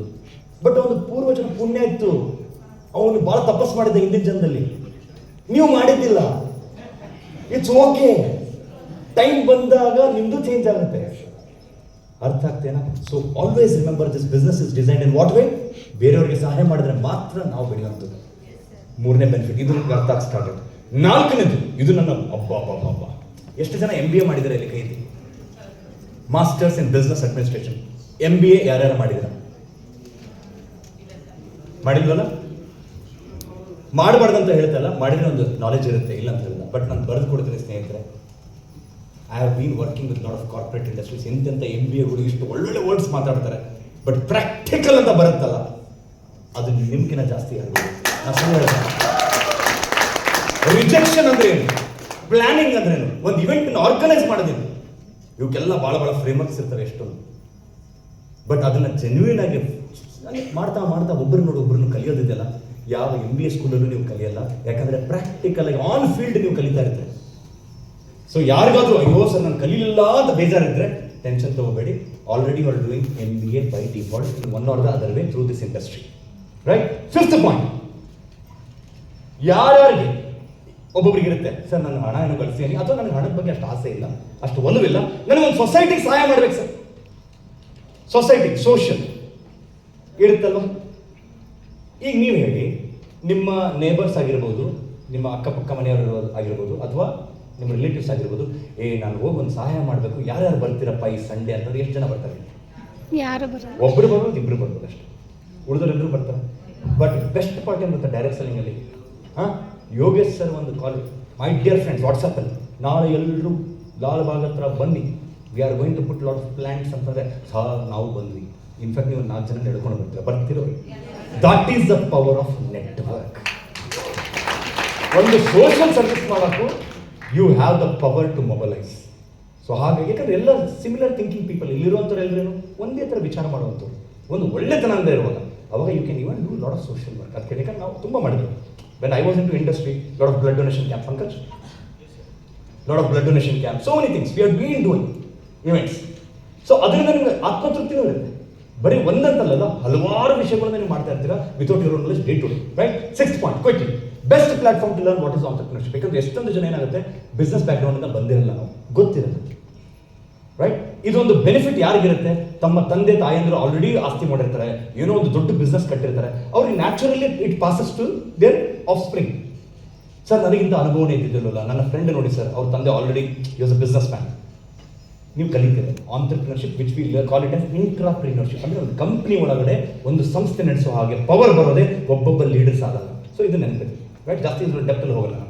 ಇನ್ಫ್ಯಾಕ್ಟ್ ಎಷ್ಟು ಜನ ಇನ್ವೆಸ್ಟ್ ಮಾಡ್ತಾರೆ ಈ ದುಡ್ಡು, ಆಂಟರ್ಪ್ರಿನರ್ಶಿಪ್ ಡೆವಲಪ್ಮೆಂಟ್ ಪ್ರೋಗ್ರಾಮ್ ಅಂತ ಅಹಮದಾಬಾದಲ್ಲಿ ಕಲಿತಾರೆ. There is an EDI, entrepreneurship development institute. People spend lakhs of rupees, ಲಕ್ಷಗಟ್ಟಲೆ ದುಡ್ಡು ಖರ್ಚು ಮಾಡಿ ತಿಳ್ಕೊಳಕ್ಕೆ ಹೋಗ್ತಾರೆ.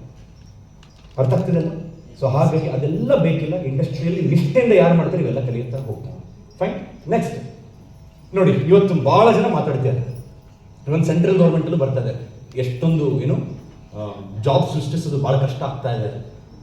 ನೀವು ಯಾವಾಗ ಜನರ ಹತ್ರ ಕೈಯಲ್ಲಿ ಕೆಲಸ ಇಲ್ವೋ, ಅವು ಯೂಶಲಿ ಆಂಟಿ ಸೋಷಿಯಲ್ ಎಲಿಮೆಂಟ್ ಆಗೋ ಸಾಧ್ಯತೆಗಳು ಜಾಸ್ತಿ ಇರುತ್ತೆ. ಅಂದ್ರೆ ಕೆಟ್ಟ ದಾರಿ ಹಿಡಿಯೋದು.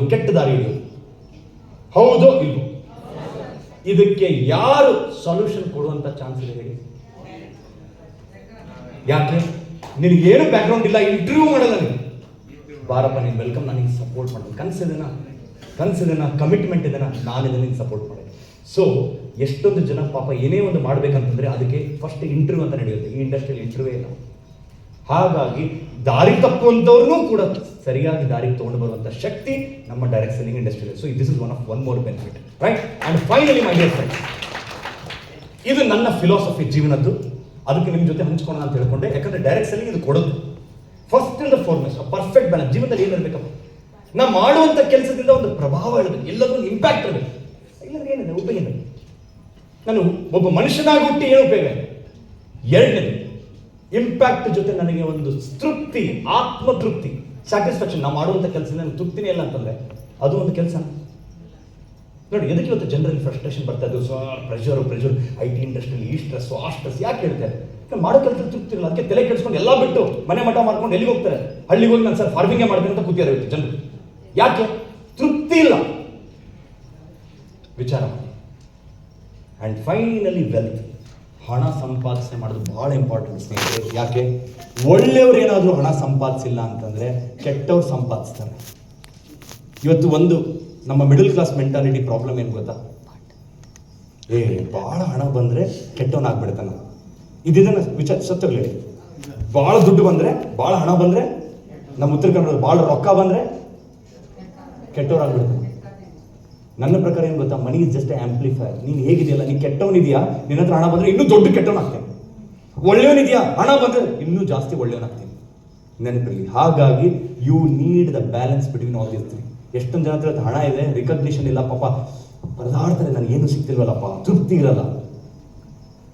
ಡೈರೆಕ್ಟ್ ಸೆಲ್ಲಿಂಗ್ ನೀವು ಏನು ಮಾಡೋದು ಬೇಡ, ನೀವು ಮಾಡ್ತಿರೋಂಥ ಕೆಲಸದಲ್ಲಿ ಈ ಮೂರು ಸಿಗ್ತಾ ಇದೆ. ಮಾಡ್ತೀರಾ ಸ್ನೇಹಿತರಾಗಲೇ? Everybody clear? ಪಕ್ಕ? ಈ ಲಾಜಿಕ್ ನಂಗೆ ಸಿಕ್ತು, ಅದಕ್ಕೆ ನಾನು ಇಂಡಸ್ಟ್ರಿಯಲ್ಲಿ ಎಂಟರ್ ಆದೆ. ನೋಡಿ, ಇಷ್ಟೆಲ್ಲ ಕೂತ್ಕೊಂಡು ಸ್ಟಡಿ ಮಾಡೋದು ಫಸ್ಟ್. ಇದನ್ನು ನಿಮ್ಗೆ ಸ್ವಲ್ಪ ಈಸಿಯಾಗಿ ನಿಮ್ಗೆ ತೋರಿಸ್ತೇನೆ ಅಷ್ಟೇ. ನನ್ನ ಮೆಂಟರ್ ಹತ್ರ ಹೋದೆ. ಈಗ ನಿಮಗೆಲ್ಲ ಮೆಂಟರ್ಸ್ ಇದ್ದಾರೆ. I went to my mentor and ಕೇಳಿದೆ, ಸರ್ ನಾನು ಮಾಡ್ಬೇಕಂತೇಳಿ ಹೇಗೆ ಮಾಡೋದು? ಅವ್ರು ಒಂದೇ ಒಂದು ಸ್ಟೇಟ್ಮೆಂಟ್ ಹೇಳಿದ್ರು. ಯಾಕಂದರೆ ಈ ಇಂಡಸ್ಟ್ರಿ ಎಫರ್ಟ್ ಹಾಕೋದು ಭಾಳ ಇಂಪಾರ್ಟೆಂಟ್. ನಾವೇನು ಅನ್ಕೋತೀವಿ, ಸುಮ್ಮನೆ ಆಗ್ಬಿಡುತ್ತೆ ತಾನೆ, ಹಿಂಗೆ ಮಾಡಿಬಿಟ್ರೆ ಹಿಂಗೆ ಆಗ್ಬಿಡುತ್ತೆ. ಹಾಗೆ ಒಂದು ಮಾತು ಹೇಳ್ತೀವಿ, work like a donkey for 2 years, pretend to be like a king for 4 years. ಅಂದರೆ ಒಬ್ಬ ರಾಜನ ಥರ 4 ವರ್ಷ ನೀವು ರಾಜನ ಥರ ಬಿಹೇವ್ ಮಾಡು. Work like pretend to be like a king for 4 years, work like a donkey forever. ಅಂದರೆ 4 ವರ್ಷ ರಾಜನ ಥರ ಬಿಹೇವ್ ಮಾಡು, ಜೀವನ ಪರ್ಯಂತ ಕತ್ತೆ ಥರ ದುಡಿ. ಅಥವಾ 2 ವರ್ಷ ಕತ್ತೆ ಥರ ದುಡಿ, ಜೀವನ ಪರ್ಯಂತ ರಾಜನ ಥರ ಆಡು. ಈ ಮಾತು ಹೇಳಿದ್ರೆ ನನಗೆ ಇದು ಅಷ್ಟು ಫಸ್ಟ್ ಅರ್ಥ ಆಗಲಿಲ್ಲ. ಅದಕ್ಕೊಂದು ಕತೆ ಹೇಳಿದ್ರೆ ಸ್ನೇಹಿತರೆ, ಆ ಕತೆ ನಿಮ್ಮ ಜೊತೆ ಹೇಳೋಕ್ಕೆ ಇಷ್ಟಪಡ್ತೀನಿ. ಯಾಕಂದರೆ ಇದು ಸ್ವಲ್ಪ ಫಿಲಾಸಫಿಕಲು, ಬಟ್ ಇದನ್ನು ಯಾರು ಅರ್ಥ ಪಡ್ಕೋತಾರಲ್ಲ, ಯಾರು ಅರ್ಥ ಮಾಡ್ತಾರೆ, ಯಾರು ಅರ್ಥ ಮಾಡ್ಕೋತಾರೆ, ನಿಮಗೊಂದು ಜೀವನದಲ್ಲಿ ಒಂದು ಕ್ಲಾರಿಟಿ, ಲಾಜಿಕ್ ಸಿಗಲಿದ್ರೆ ನೋಡ್ತೀವಿ. ಒಂದ್ಸಲ ಏನಾಯ್ತಂತೆ, ಒಂದು ಮಗುಗೆ ಸ್ವರ್ಗಕ್ಕೆ ಒಂದು ಮಗು, ಹ್ಯೂಮನ್ ಬೀಯಿಂಗ್, ಈ ಡೈಸ್ ಆ್ಯಂಡ್ ಈ ಗೋಸ್ ಟು ಹೆವನ್. ಸ್ವರ್ಗಕ್ಕೆ ಹೋಗ್ತಾನೆ. ಅಲ್ಲಿ ಸ್ವರ್ಗದಲ್ಲಿ ಯಾರು ಕೂತಿರ್ತಾರೆ? ಯಮರಾಜ ಮತ್ತು ಚಿತ್ರಗುಪ್ತ ಕೂತಿರ್ತಾರೆ.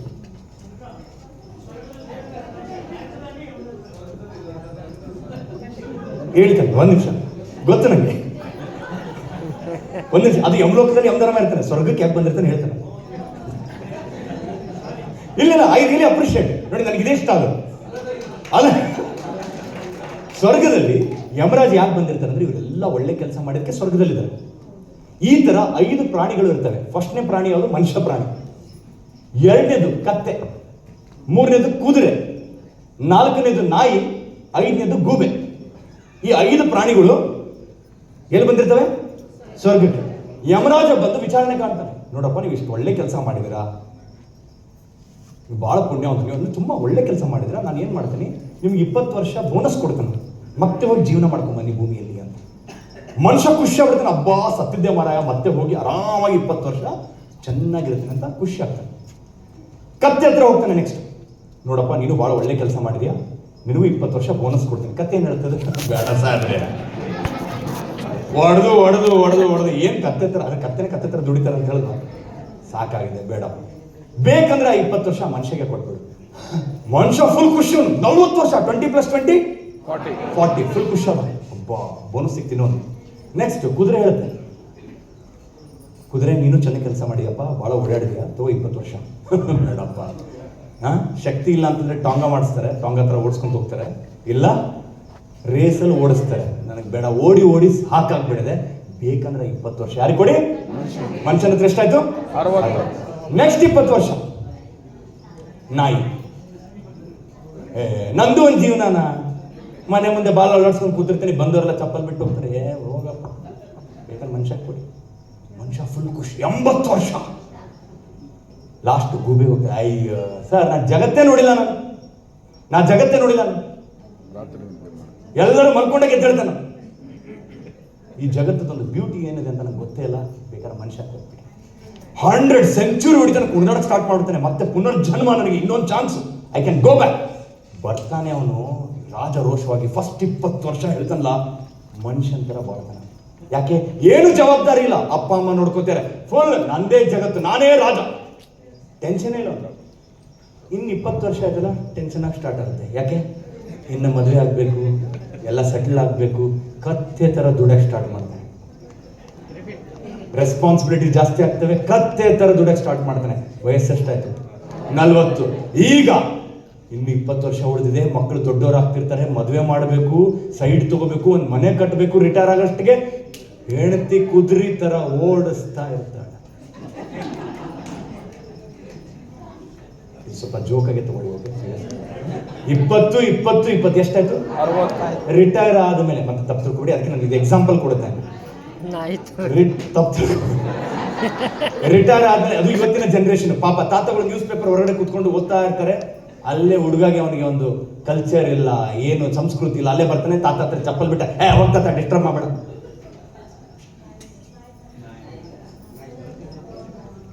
ಹಂಗೂ ಹಿಂಗೂ 80 ವರ್ಷ ಬದುಕ್ಬಿಟ್ರೆ ನೆಟ್ಗಂತೂ ಕೂತ್ಕೊಂಡ್ರಲ್ಲ, ಅಲ್ಲ ಬೆಡ್ ಮೇಲೆ ಯಾವಾಗ್ಲೂ ಅಲ್ಲೇ ಬಿತ್ಕೊಂಡ್ರು. ಯಾಕೆ? ಬರೀ ಜೀವ ಇದೆ ಅಷ್ಟೇ. ಯಾವಾಗ ಎದ್ದೇಳ್ತವೋ ಗೊತ್ತಿಲ್ಲ, ರಾತ್ರಿನೋ ಬೆಳಗ್ಗೆನೋ, ಗೂಬೆ ಜೀವನ, ಜಗತ್ತು ನೋಡಕ್ಕೆ ಆಗಲ್ಲ. ಅರ್ಥ ಮಾಡ್ಕೊಳ್ಳಿ, ಇದು ಒಂದು ಚಿಕ್ಕ ಕಥೆಯಲ್ಲಿ ನಮ್ಮ ಜೀವನದ ಸಾರಾಂಶ ಅಡಗಿದೆ ಸ್ನೇಹಿತರೆ. ಹಾಗಾಗಿ ಈ ಸೈಕಲ್ ಅನ್ನು ನಾವು ಬ್ರೇಕ್ ಮಾಡಬೇಕು. ಇದು ಮಾಡ್ಬೇಕಂತಂದ್ರೆ ಒಂದು 2 ವರ್ಷನೋ 4 ವರ್ಷ ಶಿಸ್ತಿಂದ ಕೆಲಸ ಮಾಡಿದ್ದೆ. ಆದರೆ ಕತ್ತೆ ತರ ದುಡಿ ಅಂತ ಹೇಳ್ತಾ ಇಲ್ಲ ನಾನು, ರಾಜನಾಗೆ ದುಡಿರಿ. ಯಾಕಂದ್ರೆ ಇಲ್ಲಿ ಯಾರು ನಿಮ್ಗೆ ಬಾಸ್ ಇಲ್ಲ. You are not accountable to anybody except you yourself. So ಹಾಗಾದ್ರೆ ಈ ಕ್ಲಾರಿಟಿ ಇವತ್ತಿಂದ ತಗೋಣ ಸ್ನೇಹಿತರೆ. ಈ ಲಾಜಿಕ್ ಸಿಕ್ತಲ್ಲ, ಇಲ್ಲಿಗೆ ನನ್ನ ಕತೆ ಮುಗೀತು. ಇನ್ನು ಆಯ್ತು. ಈ ಟ್ರ್ಯಾಪಲ್ಲಿ ನನ್ಗೆ ಸಿಕ್ಕಾಕೊಳಕ್ಕೆ ಇಷ್ಟ ಇಲ್ಲ. ದಿನನಿತ್ಯ ಎದ್ರೆ ನಾನೇ ನನಗೆ ಬಾಸ್ ಅನ್ನೋ ಒಂದು ಕ್ಲಾರಿಟಿ ಸಿಕ್ತಲ್ವ, that was enough for me to start working in direction. But ಆದ್ರೂ ಹೇಳ್ತಾರೆ ಸ್ನೇಹಿತರೆ, ಬರೀ ಮೋಟಿವೇಶನ್ ಕ್ಲಾರಿಟಿಯಿಂದನೂ ಆಗಲ್ಲ. ಇಲ್ಲಿ ಎಷ್ಟೊಂದು ಜನ ಕ್ಲಾರಿಟಿ ಇರ್ಬೋದು, ಯಾಕಂದ್ರೆ ನಿಮ್ಗೆ ಗೊತ್ತು, ಮ್ಯಾಥಮೆಟಿಕ್ಸ್ ಅರ್ಥ ಆಗುತ್ತೆ. ಈ ಬಯೋಡರ್ ಒಂದು ಬಿಸ್ನೆಸ್ ಮ್ಯಾನ್ ಕ್ಲೀನಾಗಿ ಗೊತ್ತಿದೆ ನಿಮಗೆ, ಏನು ಮಾಡಿದ್ರೆ ಏನು ಸಿಗುತ್ತೆ, ಕ್ಲಾರಿಟಿ ಇದೆ, ಮೋಟಿವೇಶನ್ ಇದೆ. ಬಟ್ ಮೋಸ್ಟ್ ಇಂಪಾರ್ಟೆಂಟ್ ಥಿಂಗ್ ನನ್ನ ಪ್ರಕಾರ ಬೇಕಾಗಿರೋದು ಒಂದು ಟ್ರಿಗರಿಂಗ್ ಪಾಯಿಂಟ್ ಅಂತ ಹೇಳ್ತೀನಿ. ಅದು ನನ್ನ ಜೊತೆ ಆಗಿದ್ದು 2006. ಅದು ನಿಮ್ಮೆಲ್ಲರ ಜೊತೆ ಹಂಚ್ಕೊಳಕ್ಕೆ ಇಷ್ಟಪಡ್ತೀನಿ. ಯಾಕಂದರೆ ಎಷ್ಟೊಂದು ಜನ ಅವ್ರು ಮಾಡ್ತಾ ಇದ್ದಾರೆ, ಇವ್ರು ಮಾಡ್ತಾ ಇದ್ದಾರೆ ಅಂತ ಒಂದು ಮೋಟಿವೇಶನ್ ತೊಗೊಂಡು ಬಂದಿರ್ತೀವಿ, ನಮಗೆ ಕ್ಲಾರಿಟಿ ಇರಲ್ಲ, ನಮಗೆ ಆ ಟ್ರಿಗರಿಂಗ್ ಪಾಯಿಂಟ್ ಇರಲ್ಲ ಯಾವುದು ಅಂತ.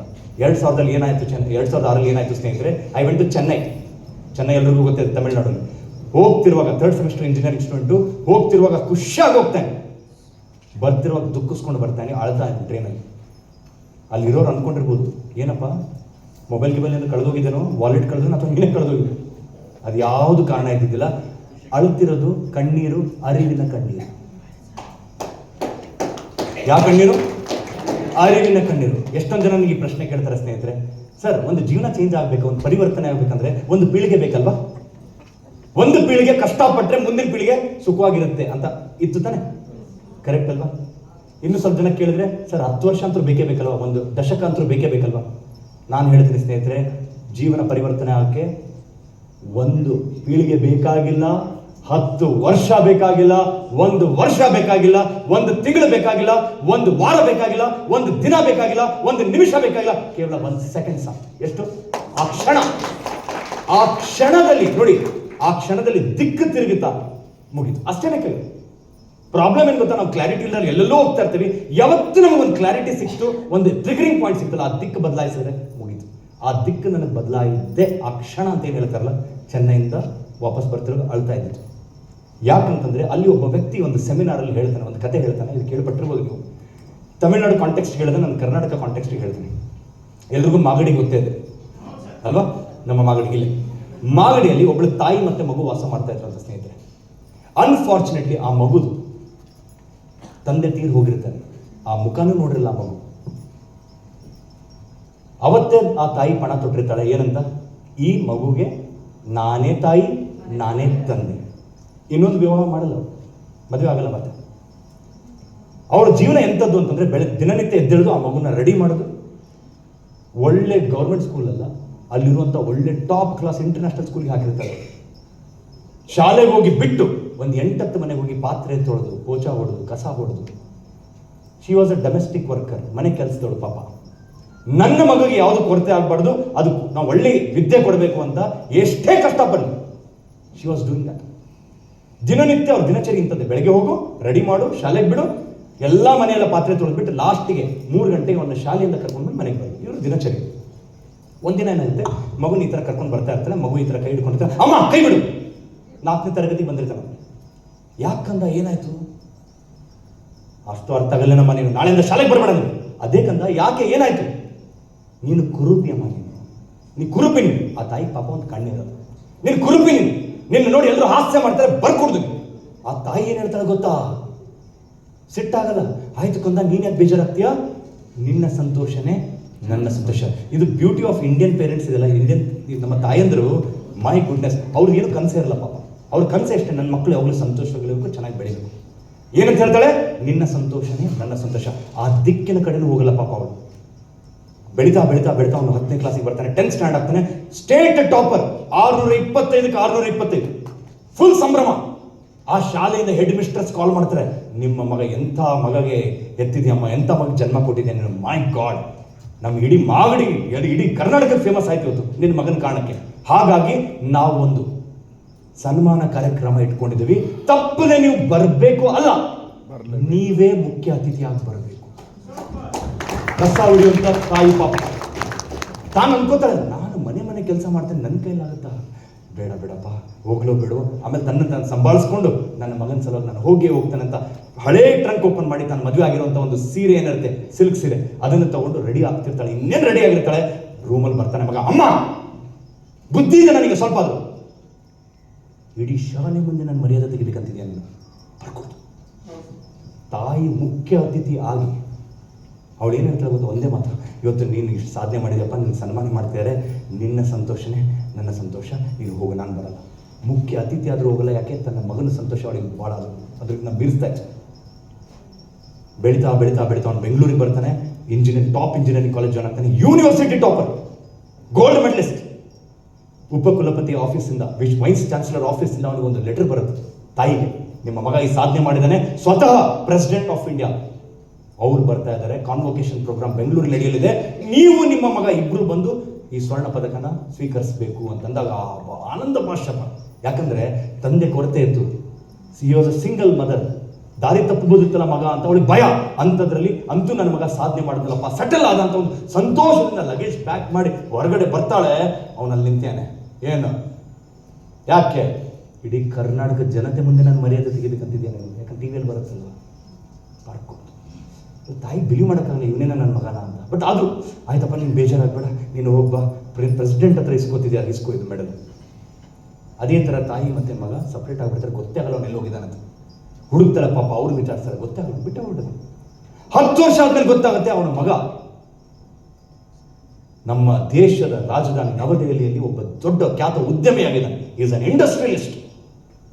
ಹಿಂದೆ ಮುಂದೆ ನೋಡಿದೆ ಆ ತಾಯಿಗೆ ಏನು ಗೊತ್ತಿಲ್ಲ. ಹಳೇದೊಂದು ಫೋಟೋ ಹಿಡ್ಕೊಂಡು, ಅವನಿರೋ PUC ಒಂದು ಫೋಟೋ ಹಿಡ್ಕೊಂಡು ಟ್ರೈನ್ ಕರ್ನಾಟಕ ಎಕ್ಸ್ಪ್ರೆಸ್ ಹತ್ಕೊಂಡು, ಆ ತಾಯಿ ಪಾಪ ಹಿಂದಿನೂ ಗೊತ್ತಿಲ್ಲ, ಇಂಗ್ಲೀಷ್ ಗೊತ್ತಿಲ್ಲ, ಕೇವಲ ಕನ್ನಡ ಗೊತ್ತಿಲ್ಲ.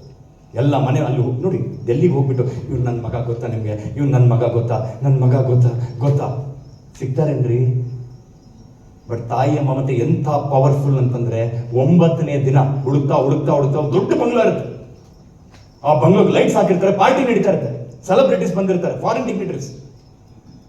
ಅಲ್ಲಿ ಹೋಗಿ ಈ ತರ ಗ್ರಿಲ್ ಹಿಡ್ಕೋತಾಳೆ. ನೋಡಿದ್ರೆ ಮಗ ಇದ್ದಾನೆ ಅಲ್ಲಿ, ಕೈಯಲ್ಲಿ ಗ್ಲಾಸ್ ಆಫ್ ಶಾಂಪೇನ್, ಪಾರ್ಟಿ ನಡೀತಾ ಇದೆ, ಕಣ್ಣಲ್ಲಿ ಕಣ್ಣು, there is an eye contact. ಈಗಾದ್ರೂ ಅವನಿಗೆ ನೋವು ಅರ್ಥ ಆಗ್ಬೋದಲ್ಲ. ಅವಾಗ ಚಿಕ್ಕವನಿದ್ದ, ಇಮ್ಮೆಚೂರ್ ಇತ್ತು, ಈಗಾದ್ರೂ ಮೆಚುರಿಟಿ ಬಂದಿರುತ್ತೆ. ವಾಚ್ಮ್ಯಾನ್, ಯಾಕೆ ಇವಳು ನನ್ನ ತಾಯಿ ಅಂತ ಹೇಳ್ಕೊಳ್ಳ ಎಲ್ಲರ ಮುಂದೆ, ಇಂಥ ದೊಡ್ಡ ಸೆಲೆಬ್ರಿಟೀಸ್ ಮುಂದೆ ಇವಳನ್ನ ಚಾನ್ಸೇ ಇಲ್ಲ. ಆ ತಾಯಿ ಬಿಲೈ ಮಾಡೋಕ್ಕೆ ಆಗಲ್ಲ, ಕುಸಿದೇ ಬಿಡ್ತಾಳೆ. She is disappointed, dejected and devastated. ಅಳ್ಕೊಂಡು ಹೋಗ್ತಾಳೆ, ಸೆರಗಿನ ಒರೆಸ್ಕೊಂಡು ಅಳ್ಕೊಂಡು ಟ್ರೈನ್ ಹಿಡ್ಕೊಂಡು ಹೋಗ್ಬಿಡ್ತಾಳೆ. 3 ದಿನ ಆದ್ಮೇಲೆ ಒಂದು ರಿಲ್ಯಾಕ್ಸಿಂಗ್ ಚೇರಲ್ಲಿ ಕೂತಿರ್ತಾನೆ. ಅಮ್ಮ ಯಾಕೆ ಬಂದಿರಬಹುದು?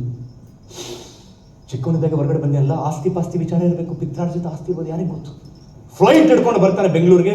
ಅಲ್ಲಿಂದ ಒಂದು ಲಕ್ಸರಿ ಕಾರಲ್ಲಿ ಮನೆಗೆ ಹೋಗ್ತಾನೆ. ಇನ್ನೇನು ಗಲ್ಲಿ ಮಾಗಡಿಯಲ್ಲಿ ಇನ್ನೇನು ಮನೆ ಬಂತು. ಮನೆ ಮುಂದೆ ಜಾತ್ರೆ, ಜನ ಸಾಗರ, ಎಲ್ರಿಗೂ ಸರ್ಕೊಳ್ಳಿ. ನೋಡಿದ್ರೆ ತಾಯಿಯ ಶವ. ಆ ನೋವು ತಡಿಲಾರ್ದೆ ತಾಯಿ ಸತ್ಯ ಹೋಗ್ಬಿಡುತ್ತೆ, ಜೀವ ಕೊಟ್ಬಿಡುತ್ತೆ. ಅವಾಗ ಅವನಿಗೆ ಒಂದು ಸ್ವಲ್ಪನೂ ಕನಿಕರ ಬರಲ್ಲ, ಸ್ವಲ್ಪನೂ ಪ್ರಾಯಶ್ಚಿತ ಇಲ್ಲ. ಅವನ ಕಣ್ಣೆಲ್ಲಿ ಹೋಗುತ್ತೆ, ಅವಳ ಕೈ ಹತ್ರ ಹೋಗುತ್ತೆ. ಕೈಯಲ್ಲಿ ಒಂದು ಪೇಪರ್ ಇರುತ್ತೆ, ಓ ಅಮ್ಮ ವಿಲ್ ಬರ್ದಿರ್ಬೇಕು, ಆಸ್ತಿ ಪತ್ರ ಇರ್ಬೋದು ಅಂತ ತಗೊಂಡು ನೋಡಿದ್ರೆ ಪಾಪ ಅವಳು 4ನೇ ಕ್ಲಾಸ್ ಓದಿರುವಂಥ ತಾಯಿ, ಅವಳಿಗೆ ಏನು ಬರೆಯಕ್ಕೆ ಬರುತ್ತೆ, ಸ್ವಲ್ಪ ಏನೋ ಬರೋದು. ವಿಲ್ ಅಲ್ಲ ಏನಲ್ಲ, ಒಂದು ಚಿಕ್ಕ ಲೆಟರ್ ಬರೆದಿರ್ತಾರೆ, ಪತ್ರ ಬರೆದಿರ್ತಾರೆ. ಮಗು ಅಂದರೆ ನಾವು ಎಷ್ಟೇ ದೊಡ್ಡವರಾಗಲಿ ತಾಯಿಗೆ ಮಗು ನನಗೆ ಗೊತ್ತಿತ್ತು, ಒಂದಲ್ಲ ಒಂದು ದಿನ ನೀನು ಬಂದೇ ಬರ್ತೀಯ ಅಂತ. ನಿನ್ನಿಂದ ಒಂದು ವಿಷಯ ಮುಚ್ಚಿಟ್ಟಿದ್ದೆ ನಾನು.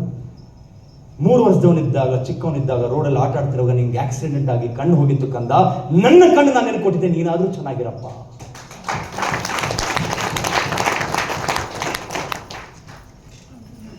ಆ ಮೊಮೆಂಟ್ಗೆ ಅವನಿಗೆ ಎಂಥ ಪ್ರಾಯಶ್ಚಿತ ಆಗುತ್ತಂದ್ರೆ, ಆ ತಾಯಿ ಕುರುಪಕ್ಕೆ ಕಾರಣ ಅವನು. ಆ ತಾಯಿಗೆ ಇಷ್ಟು ದ್ವೇಷಿಸ್ತಿರ್ತಾನೆ, ಅದಕ್ಕೆ ಕಾರಣ ಆ ಕುರುಪ ಕಾರಣನೇ ಅವನಂತ ಗೊತ್ತಾದಾಗ ನೆಲಕ್ಕೆ ಬೀಳ್ತಾನೆ. ತಾಯಿ ಕಾಲು ಹಿಡ್ಕೊಂಡು, ಅಮ್ಮ ಎದ್ದೇಳಮ್ಮ, ಎದ್ದೇಳು, ಸಾರಿ, ಕ್ಷಮಿಸಮ್ಮ, ಕ್ಷಮಿಸು ದೇವ್ರೆ, ಒಂದೇ ಒಂದ್ಸಲ ಜೀವ ಕೊಟ್ಬಿಡಪ್ಪ ತಾಯಿಗೆ, ಕ್ಷಮೆಗೆ ಯಾಚನೆ ಮಾಡ್ತೀನಿ, ಸಾರಿ ಸರ್, ಬೆಗ್ ಮಾಡ್ತಾನೆ, ಭಿಕ್ಷೆ ಮಾಡ್ತಾನೆ, ಪರ್ಚ್ಕೋತಾನೆ, ಕಾಲು ಹಿಡ್ಕೋತಾನೆ, ನಮಸ್ಕಾರ ಮಾಡ್ತಾನೆ, ತಾಯಿಗೆ ಇಷ್ಟು ಕೇಳ್ತಾನೆ. ಬಟ್ ಪ್ರಕೃತಿಯ ನಿಯಮ ಎಂಥದ್ದು ಅಂದ್ರೆ, ಒಂದು ಸಲ ಜೀವ ದೇಹ ಬಿಟ್ಟ ಮೇಲೆ ಮತ್ತೆ ಬರಲ್ಲ. ಅವನಿಗೆ ಅರಿವು ಆಯ್ತು ಸ್ನೇಹಿತರೆ. ಅವತ್ತು ಇದೇ ತರ ಜೀವನದಲ್ಲಿ ಎಷ್ಟೊಂದು ಜನಕ್ಕೆ ಅರಿವು ಮೂಡುತ್ತೆ, ಬಟ್ ಬಹಳ ಲೇಟ್ ಆದಾಗ ಅರಿವು ಮೂಡುತ್ತೆ ನಮಗೆ. ಇದ್ದಾಗ ನನಗೆ ಯಾಕೆ ಇದನ್ನು ಇಷ್ಟು ಹೇಳ್ತಾನೆ ಅಂದ್ರೆ, ನಾನು ಟ್ರೈನಲ್ಲಿ ಬರ್ತಿರೋ ರಿಫ್ಲೆಕ್ಟ್ ಮಾಡಕ್ಕೆ ಆಸ್ ಅ ಟೀನೇಜರ್, ಒಂದು 18-19 ವಯಸ್ಸಿನ ಹುಡುಗರು ಇದ್ದಾಗ ತಾಯಿಗೆ ಎಷ್ಟು ಎದುರು ಉತ್ತರ ಕೊಡ್ತಾ ಇರ್ತಾರೆ ಪಾಪ. ಅದನ್ನ ಸಿಂಪಲ್ ಹೇಳಿರ್ತಾರೆ, ಅಲ್ಲಿ ಹೋಗಿ ಸಕ್ಕರೆ ತೊಗೊಂಬರಪ್ಪ, ರಿಲೇಟಿವ್ಸ್ ಬರ್ತಾ ಇದ್ರೆ, ಹೋಗಮ್ಮ ನಾ ಬಿಸಿ ಇದ್ದೀನಿ. ಆ ತಾಯಿಗೆ ಏನು ಅನಿಸ್ತಿದೆ ಅಂತ ವಿಚಾರ ಮಾಡ್ತಾ ಇರೋದು, ಅಷ್ಟು ನೋವು ಮಾಡ್ತಾ ಇರ್ತಾರೆ. ಇದನ್ನ ನಾನು ರಿಲೇಟಿವ್ಸ್ ಅಲ್ಲಿ ತುಂಬಾ ನೋಡಿದ್ದೀನಿ, ಬಹಳ ಹರ್ಟ್ ಆಗ್ತಾ ಇರ್ತಾನೆ. ಇದ್ದಾಗ ತಂದೆ ತಾಯಿಗೆ ಹಣ್ಣು ಕಟ್ಟು ಮಾಡಿ ಒಂದಿನ ಕೊಟ್ಟಿರಲ್ಲ, ಫೋಟೋ ಆಗಿ ಸೇರಿದಾಗ ಅವ್ರ ಮುಂದೆ ಎಡೆ ಇಟ್ಟಿರ್ತಾರೆ ಅಮಾವಾಸ್ಯೆ. ಎಂತ ಡ್ರಾಮಪ್ಪ ಅಂತ ಅನ್ಸ್ಬಿಡುತ್ತೆ. ನಾನು ಹಾಗಂತ ತಂದೆ ತಾಯಿ ಪರವಾಗಿ ಒರೆಸ್ಕೊಂಡು ಮಾತಾಡ್ತಿಲ್ಲ. ಎಷ್ಟೊಂದ್ಸಲ ಅವರು ತಪ್ಪು ಮಾಡ್ತಾರೆ, ಎಷ್ಟೊಂದ್ಸಲ ಅವ್ರು ಇರಿಟೇಟ್ ಆಗ್ತಾರೆ, ಇನ್ಸೆಕ್ಯೂರ್ ಆಗ್ತಾರೆ. ಬಟ್ ತಾಯಿನೇ ಅಲ್ವಾ. ಅರಿವಾಯ್ತು ಸ್ನೇಹಿತರೆ. ನಾನು ಯಾಕೆ ಇದನ್ನು ಹೇಳ್ತಾನೆ ಅಂದ್ರೆ, ಅವತ್ತು ಒಂದೇ ಒಂದು ಪಣ ತೊಟ್ಟೆ, ಜನನಿ ಜನ್ಮ ಭೂಮಿಶ್ಚ ಸ್ವರ್ಗಾದಪಿ ಗರ್ಯಸಿ. ಅರ್ಥ ಏನಂದ್ರೆ, ತಾಯಿ ಮತ್ತೆ ತಾಯಿನಾಡು ಆ ಸ್ವರ್ಗಕ್ಕಿನ ಅತಿ ಸುಂದರ ಅಂತ ಅರ್ಥ. ಅದು ಯಾವತ್ತದ ಅರ್ಥ ಆಯ್ತಲ್ಲ. ನನ್ನ ಕಮಿಟ್ಮೆಂಟ್ ಈ ಇಂಡಸ್ಟ್ರಿಯಲ್ಲಿ ಎಂಟರ್ ಆದಾಗ ನಾನು ಹೇಳಿದೆ ನಿಮಗೆ, ಮೋಟಿವೇಶನ್ ಇತ್ತು, ಲಾಜಿಕ್ ಇತ್ತು. ಎಲ್ಲಿ ಎಮೋಷನ್ ಇಲ್ವಲ್ಲ, ಭಾಳ ದಿನ ನಡೆಯೋಲ್ಲ ಸ್ನೇಹಿತರೆ, ಭಾಳ ದಿನ ನಡೆಯೋಕ್ಕೆ ಸಾಧ್ಯನೇ ಇಲ್ಲ. ಯಾಕಂದ್ರೆ ತಾಯಿ ಪಿಕ್ಚರಲ್ಲಿ ಬಂದ್ರಲ್ಲ, ಇನ್ನು ಮುಗಿತು. ಎಂಥ ಕಷ್ಟ ಬರಲಿ, ಅದಕ್ಕೆ ಹೇಳ್ತೀನಿ, ಎಂತೆಂಥ ಕಷ್ಟ ಬಂದ್ರು 13 ವರ್ಷ ಎಷ್ಟು ಎಫರ್ಟ್ ಹಾಕಿ, I am telling you my dear friends, ಇವತ್ತು ಕೂಡ ನನ್ನ ಇಂಡಸ್ಟ್ರಿ ಜೊತೆ ಎಷ್ಟು ವರ್ಕ್ ಮಾಡ್ತೀನಿ ತೋರಿಸ್ತೀನಿ. 13 ವರ್ಷದಲ್ಲಿ ಏನೇನೆಲ್ಲ ಸಾಧನೆ ಆಯ್ತು ನಾನು ಹೇಳಕ್ಕಂತ ಹೇಳ್ತಾ ಹೋದ್ರೆ, my goodness, because that day we took it as a dream. So ಹಾಗಾಗಿ ಇವತ್ತೆಲ್ಲರೂ ನೀವು ಮನೆಗೆ ಹೋಗಿ ಫಸ್ಟ್ ಕೆಲಸ ಏನು ಮಾಡಬೇಕು ಗೊತ್ತಾ, ರಿಫ್ಲೆಕ್ಟ್ ಮಾಡ್ಕೊಳ್ಳಿ, ಆತ್ಮಾವಲೋಕನ ಮಾಡ್ಕೊಳ್ಳಿ. ಇಂಡಸ್ಟ್ರಿಯಲ್ಲಿ ಯಾಕೆ ಬಂದಿದ್ದೀವಿ, ಅದಕ್ಕೆ ಏನು ರಿಕ್ವೈರ್ಮೆಂಟ್ ಇದೆ, ಅದ್ರ ತಕ್ಕ ಹಾಗೆ ನಾನು ಎಫರ್ಟ್ ಆಗ್ತಾ ಇದ್ದೆ ನಾನು, ಅಥವಾ ಸುಮ್ಮನೆ ಕಾಟಾಚಾರಕ್ಕೆ ಮಾಡ್ತೇನೆ, ಹಂಗಿದ್ರೆ ಮಾಡಲೇಬಾರ್ದಲ್ಲ. ನನ್ನ ಪ್ರಕಾರ ಏನೇ ಮಾಡಿದ್ರು ಒಂದು ಬೆಸ್ಟ್ ಆಗಿ ಮಾಡಬೇಕು ಅಂತ ನನ್ನ ಅನಿಸಿಕೆ. ಅವತ್ತು ಆ ಕಾರಣ ಮುಟ್ಟಿತ್ತಲ್ಲ ಸ್ನೇಹಿತರೆ, ದಟ್ ವಾಸ್ ದ ಲಾಸ್ಟ್. ಆಮೇಲೆ ಯಾವ ಮೋಟಿವೇಶನ್, ನನಗೆ ಯಾವ ಎಕ್ಸ್ಟ್ರಾ ಮೋಟಿವೇಶನ್ ಬೇಕಾಗಿಲ್ಲ. ಯಾವ ಅಪ್ಲೈನ್ ಕಾಲ್ ಮಾಡಿಬಿಟ್ಟು Vinay come on do it ಬೇಕಾಗಿಲ್ಲ. ನಾನು ಉಲ್ಟಾ ಅಪ್ಲೈನ್ ಕಾಲ್ ಮಾಡಿ, sir let's do it. Upline demotivate ಆದ್ರೂ ಮೋಟಿವೇಟ್ ಮಾಡೋಷ್ಟು ಶಕ್ತಿ ಒಳಗಡೆ ಬಂದ್ಬಿಡುತ್ತೆ. ನಿಮ್ಮಲ್ಲಿ ಕಾರಣ ಇದೆ. ಯಾವಾಗ ನೀವು ಒಬ್ಬ ಇಂಡಿಪೆಂಡೆಂಟ್ ಬಿಸ್ನೆಸ್ ಮ್ಯಾನ್ ಆಗ್ಬೇಕಂತ ಬಂದಿದ್ದೀರಾ, ಬೇರೆಯವ್ರ ಹತ್ರ ಯಾವತ್ತು ಪಾಯಿಂಟ್ ಮಾಡಿಸ್ಕೋಬೇಡಿ ಸ್ನೇಹಿತರೆ. Come on work, go and show plan. ಈಗ ಟ್ರೈನಿಂಗ್ ಮಾಡಿ, ಅದು ಪ್ಲಾನ್ ಕೊಡಿ, ಪ್ರೆಸೆಂಟೇಷನ್ ಕೊಡಿ. ಯಾಕೆ ಹೇಳಿಸ್ಕೋಬೇಕು? ಬಂದಿರೋದು ಯಾವ ಉದ್ದೇಶಕ್ಕೆ? ಇಂಡಿಪೆಂಡೆಂಟ್ ಬಿಸ್ನೆಸ್ ಮ್ಯಾನ್ ಆಗಕ್ಕೆ. ಇಂಡಿಪೆಂಡೆಂಟ್ ಅಂದ್ರೆ ಅರ್ಥ ಏನು? ಯಾರ ಮೇಲೂ ನಾನು ಡಿಪೆಂಡ್ ಆಗಬಾರ್ದು ಅಂತ ಅರ್ಥ.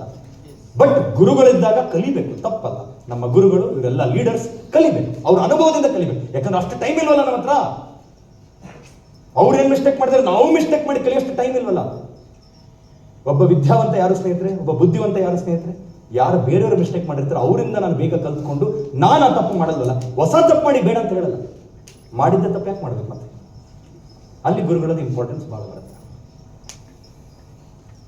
ಸೊ ಇವತ್ತು ನೀವೆಲ್ಲರೂ ಕಾರಣ ಹುಡ್ಕೋತೀರಾ ಅನ್ಕೋತೀನಿ. So the simple 3 things my dear friends. ಏನು? Motivation, logic, Pankaj, motivation, logic, emotion, ಇವು 3 ನೆನ್ಪಿಟ್ಕೊಂಡು. ಯಾರಿಗೆ ಕಾರಣ ಸಿಗಲ್ವೋ ಈ ಇಂಡಸ್ಟ್ರಿ ದೊಡ್ಡದು ಮಾಡೋಕ್ಕಾಗಲ್ಲ. ಇದೊಂದು ಕನಸು ಇಡ್ತಾ ನೋಡಿ, ನಿಧಾನವಾಗಿ ಹೇಳ್ತೀನಿ. 2006 ಸ್ಟಾರ್ಟ್ ಮಾಡಿರೋಂಥ business simple. I just give an example. ಇದು ನನ್ನ ಜೀವನದ ಫಸ್ಟ್ ಬೈಕ್. ಇವೆಲ್ಲ ಮೆಟೀರಿಯಲ್ಸ್ ಅಷ್ಟು ಇಂಪಾರ್ಟೆಂಟ್ ಅಲ್ಲ, ಬಟ್ ಆದ್ರೂ ನಿಮ್ಗೆ ತೋರಿಸ್ತಾ ಇದ್ದೀನಿ. 2007 ಒಬ್ಬ ಕಾಲೇಜ್ ಸ್ಟೂಡೆಂಟ್, ಇಡೀ ಕರ್ನಾಟಕದ ನನ್ನ ಸೆಕೆಂಡ್ ಬೈಕ್ ಇತ್ತು ಸ್ನೇಹಿತರೆ. R ಸೀರೀಸ್ ಕರಿಸ್ಮಾ ರಿಲೀಸ್ ಆದ. ಅವಾಗ ಕರಿಸ್ಮಾ ಭಾರಿ ಫೇಮಸ್. ಅವಾಗ ಸ್ಪೋರ್ಟ್ಸ್ ಬೈಕ್, ಕರೆಕ್ಟ್ ಅಲ್ಲ? ಮಾಡ್ತಾ ನೆಕ್ಸ್ಟ್ 2008 ಬಂದಿದ್ದು. 2009 ಇದು ಯಾವ ರೋಡ್ ಗೊತ್ತಾ? ಇದು ಮೈಸೂರು ರಿಂಗ್ ರೋಡ್. ಇದು ನೋಡಿ ಸೈಟ್ ಎಷ್ಟು ಖಾಲಿ ಇದೆ. ಅವಾಗ ಈಗ ಅನ್ಸುತ್ತೆ ಯಾಕೆ ತಗೊಳ್ಳಿಲ್ಲಪ್ಪ ಒಂದೆರಡು ಸೈಟ್. ಅವಾಗ ಆ ಕಾಲದಲ್ಲಿ ಒಬ್ಬ ಫೈನಲ್ ಇಯರ್ ಕಾಲೇಜ್ ಸ್ಟೂಡೆಂಟ್ ಇದ್ದಾಗ 10 ಲಕ್ಷದ ಉಂಡೈವರ್ನ ಕಾರ್ ಓಡಿಸ್ತಾ ಇದೆ ಕಾಲೇಜ್ಗೆ. ಮಾಡ್ತಾ ಮಾಡ್ತಾ ಮಾಡ್ತಾ ಕೆಲಸ ಮಾಡ್ತಾ ಮಾಡ್ತಾ ಮಾಡ್ತಾ ಎಂಥ ಟೈಮ್ ಬಂತಂದ್ರೆ ಫೆಬ್ರವರಿ 4, 2017ಕ್ಕೆ ನಮ್ಮ ತಂದೆ ತಾಯಿಗೆ ಇದೇ ಫಾರ್ಚುನರ್ ಕಾರ್ ಗಿಫ್ಟ್ ಮಾಡಿದ್ರು. ಮದುವೆ ಕಮಿಟ್ಮೆಂಟ್ ಚಪ್ಪಾಳೆ ತಟ್ಟು ಏನು ದೊಡ್ಡ ವಿಷಯ ನೀವು ಎಲ್ಲರೂ ಕೈಲಿ ಮಾಡೋದು, ನಿರಂತರವಾಗಿ ಮಾಡೋದಿದೆಯಲ್ಲ, ನಿರಂತರವಾಗಿ ಸೆಲ್ಫ್ ಡ್ರಿವನ್ ಇರೋದಿದೆಯಲ್ಲ, ಅದು ಭಾಳ ಇಂಪಾರ್ಟೆಂಟ್. ಎಫರ್ಟ್ ಹಾಕಿದ್ರೆ ಬಂದೇ ಬರುತ್ತೆ, ಅದರಲ್ಲಿ ಇದೇನು ದೊಡ್ಡ ಮ್ಯಾಜಿಕ್ ಎಲ್ಲ ಏನು ಅಲ್ಲ. ರೈಟ್, ಮಾಡ್ತಾ ಮಾಡ್ತಾ ನನಗೇನು ಡ್ರೀಮ್ ಇತ್ತು, ನಮ್ಮ ತಂದೆ ತಾಯಿಗೆ ಎಲ್ಲ ಕಡೆ ಟ್ರಾವೆಲ್ ಮಾಡಿಸ್ಬೇಕಂತ. I send them to more than 18 countries, 18 ದೇಶಗಳು ಸುತ್ತಾಡ್ಕೊಂಡು, ಯುರೋಪ್ ಆಗಿರ್ಬೋದು, ಪ್ಯಾರಿಸ್, ಆಲ್ ಎನಿ ಅಮೆರಿಕಾ ಆಗಿರ್ಬೋದು. Pankaj, can I have the report? Right, so different countries they all travel. But ಒಂದು ಡ್ರೀಮ್ ತೊಗೊಂಡಿದ್ದೆ ಸ್ನೇಹಿತರೆ, ಇದನ್ನ ಸ್ವಲ್ಪ ಕಾಮಿಡಿ ನಗಬೇಡಿ ಪ್ಲೀಸ್. ಕಾಲೇಜಲ್ಲಿದ್ದಾಗ ಅದೇನೋ ಒಂಥರ ಡಿಕ್ಲೇರ್ ಮಾಡೋಕೆ ಭಾಳ ಇಷ್ಟ ನನಗೆ, ಇರೋದನ್ನ ಅನೌನ್ಸ್ ಮಾಡಿಬಿಡ್ತಾನೆ ಬೇಗ. ಯಾಕೆ ಗೊತ್ತಾ, ನಾನು ಕನ್ಸು ಮಾಡ್ತರು ಬೇರೆಯವ್ರು ಮರಿಬಾರ್ದು. ಅವ್ರು ಬಂದು ಬಿಸ್ತಾರೆ, ಹೇಳ್ತಿದ್ದಲ್ಲ ಏನಾಯ್ತು, ಅದಕ್ಕೆ ನಾನು ಡೈರೆಕ್ಟಾಗಿ ಅನೌನ್ಸ್ ಮಾಡಿಬಿಡ್ತೇನೆ ಡ್ರೀಮ್ಸ್. ಕಾಲೇಜಲ್ಲಿ ಕೂತ್ಕೊಂಡು ಫೈನಲ್ ಇಯರಲ್ಲಿ ನ್ಯೂಸ್ ಪೇಪರ್ ಓದ್ತಿರುವಾಗ ಅದೇ ಟೈಮ್ ನಾರಾಯಣ ಮೂರ್ತಿ ಅವ್ರ ಮಗನೋ ಮಗಳೋ ಅವ್ರಿಗೆ ಮದುವೆ ಆಯಿತು. ಎಲ್ಲಿ? ಲೀಲಾ ಪ್ಯಾಲೇಸ್. ನನ್ನ ಸ್ನೇಹಿತರಿಗೆ ಕೂತಿದ್ರು, ಮಗ ಮದುವೆ ಆದರೆ ನಾನು ಲೀಲಾ ಪ್ಯಾಲೇಸ್ ಅಥವಾ ಪ್ಯಾಲೇಸ್ ಗ್ರೌಂಡ್ ಹೇಳ್ಬಿಟ್ಟೆ. ನೋಡಿ, ಅನೌನ್ಸ್ಡ್. ನಾನು ಮಾತ್ರ ಬೇರೆಯವ್ರು ಮರೆಯಲ್ವಾ, ಗೊತ್ತು ನನಗೆ. ಅಕಸ್ಮಾತ್ ನಾನು ಏನಾದರೂ ಚೌಲ್ಟ್ರಿಯಲ್ಲಿ ಮದುವೆ ಇದ್ರೆ ಬಂದು ಎಲ್ಲ ನಿಂದು ಲೀಲಾ ಪ್ಯಾಲೇಸ್, ನನ್ನ ಹೆಂಡತಿ ಬಂದು ಬರೆಯ ತೆಗೆದ್ರು. ನಾವು ಬಿಡಲಿಲ್ಲ ನಾನು. ಐ ಟುಕ್ ಅ ಗೋಲ್.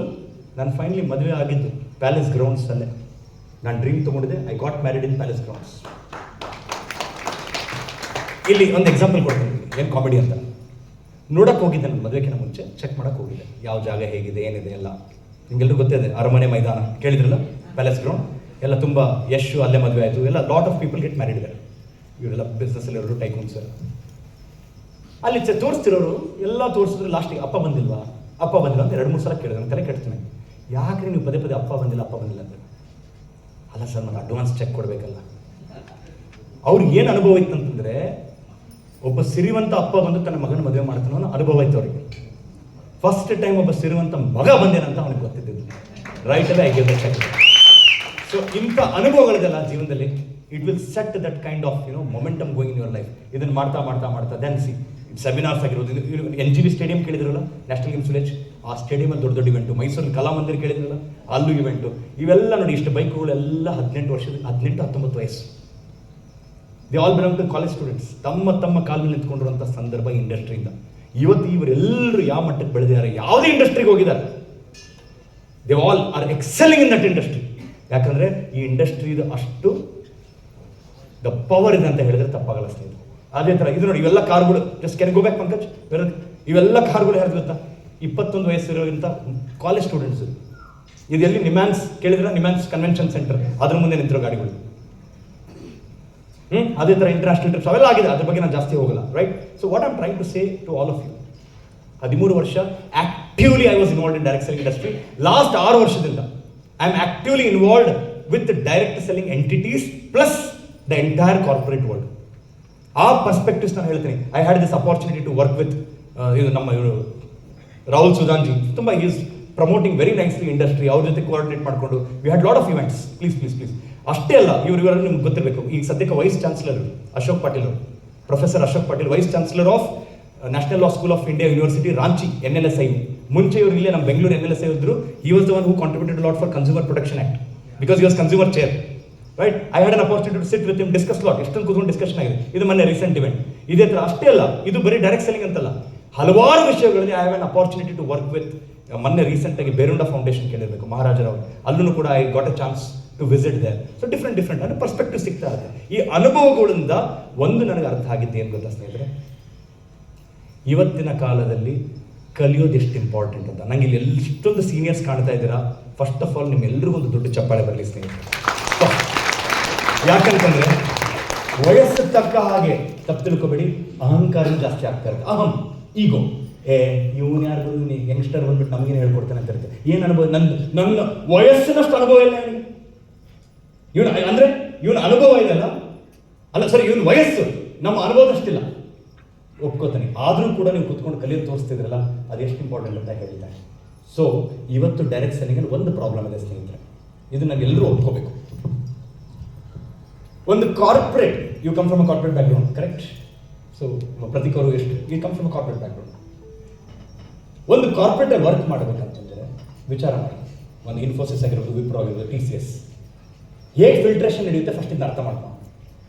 ಕಾಲೇಜಲ್ಲಿ ಇಂಟರ್ವ್ಯೂಗೆ ಬಂದಾಗ ನಿಮ್ದು ರೆಸ್ಯೂಮೆ ನೋಡಿ ಫಸ್ಟ್ ಏನು ಕಂಡೀಷನ್ ಹಾಕಿರ್ತಾರೆ ಗೊತ್ತಾ?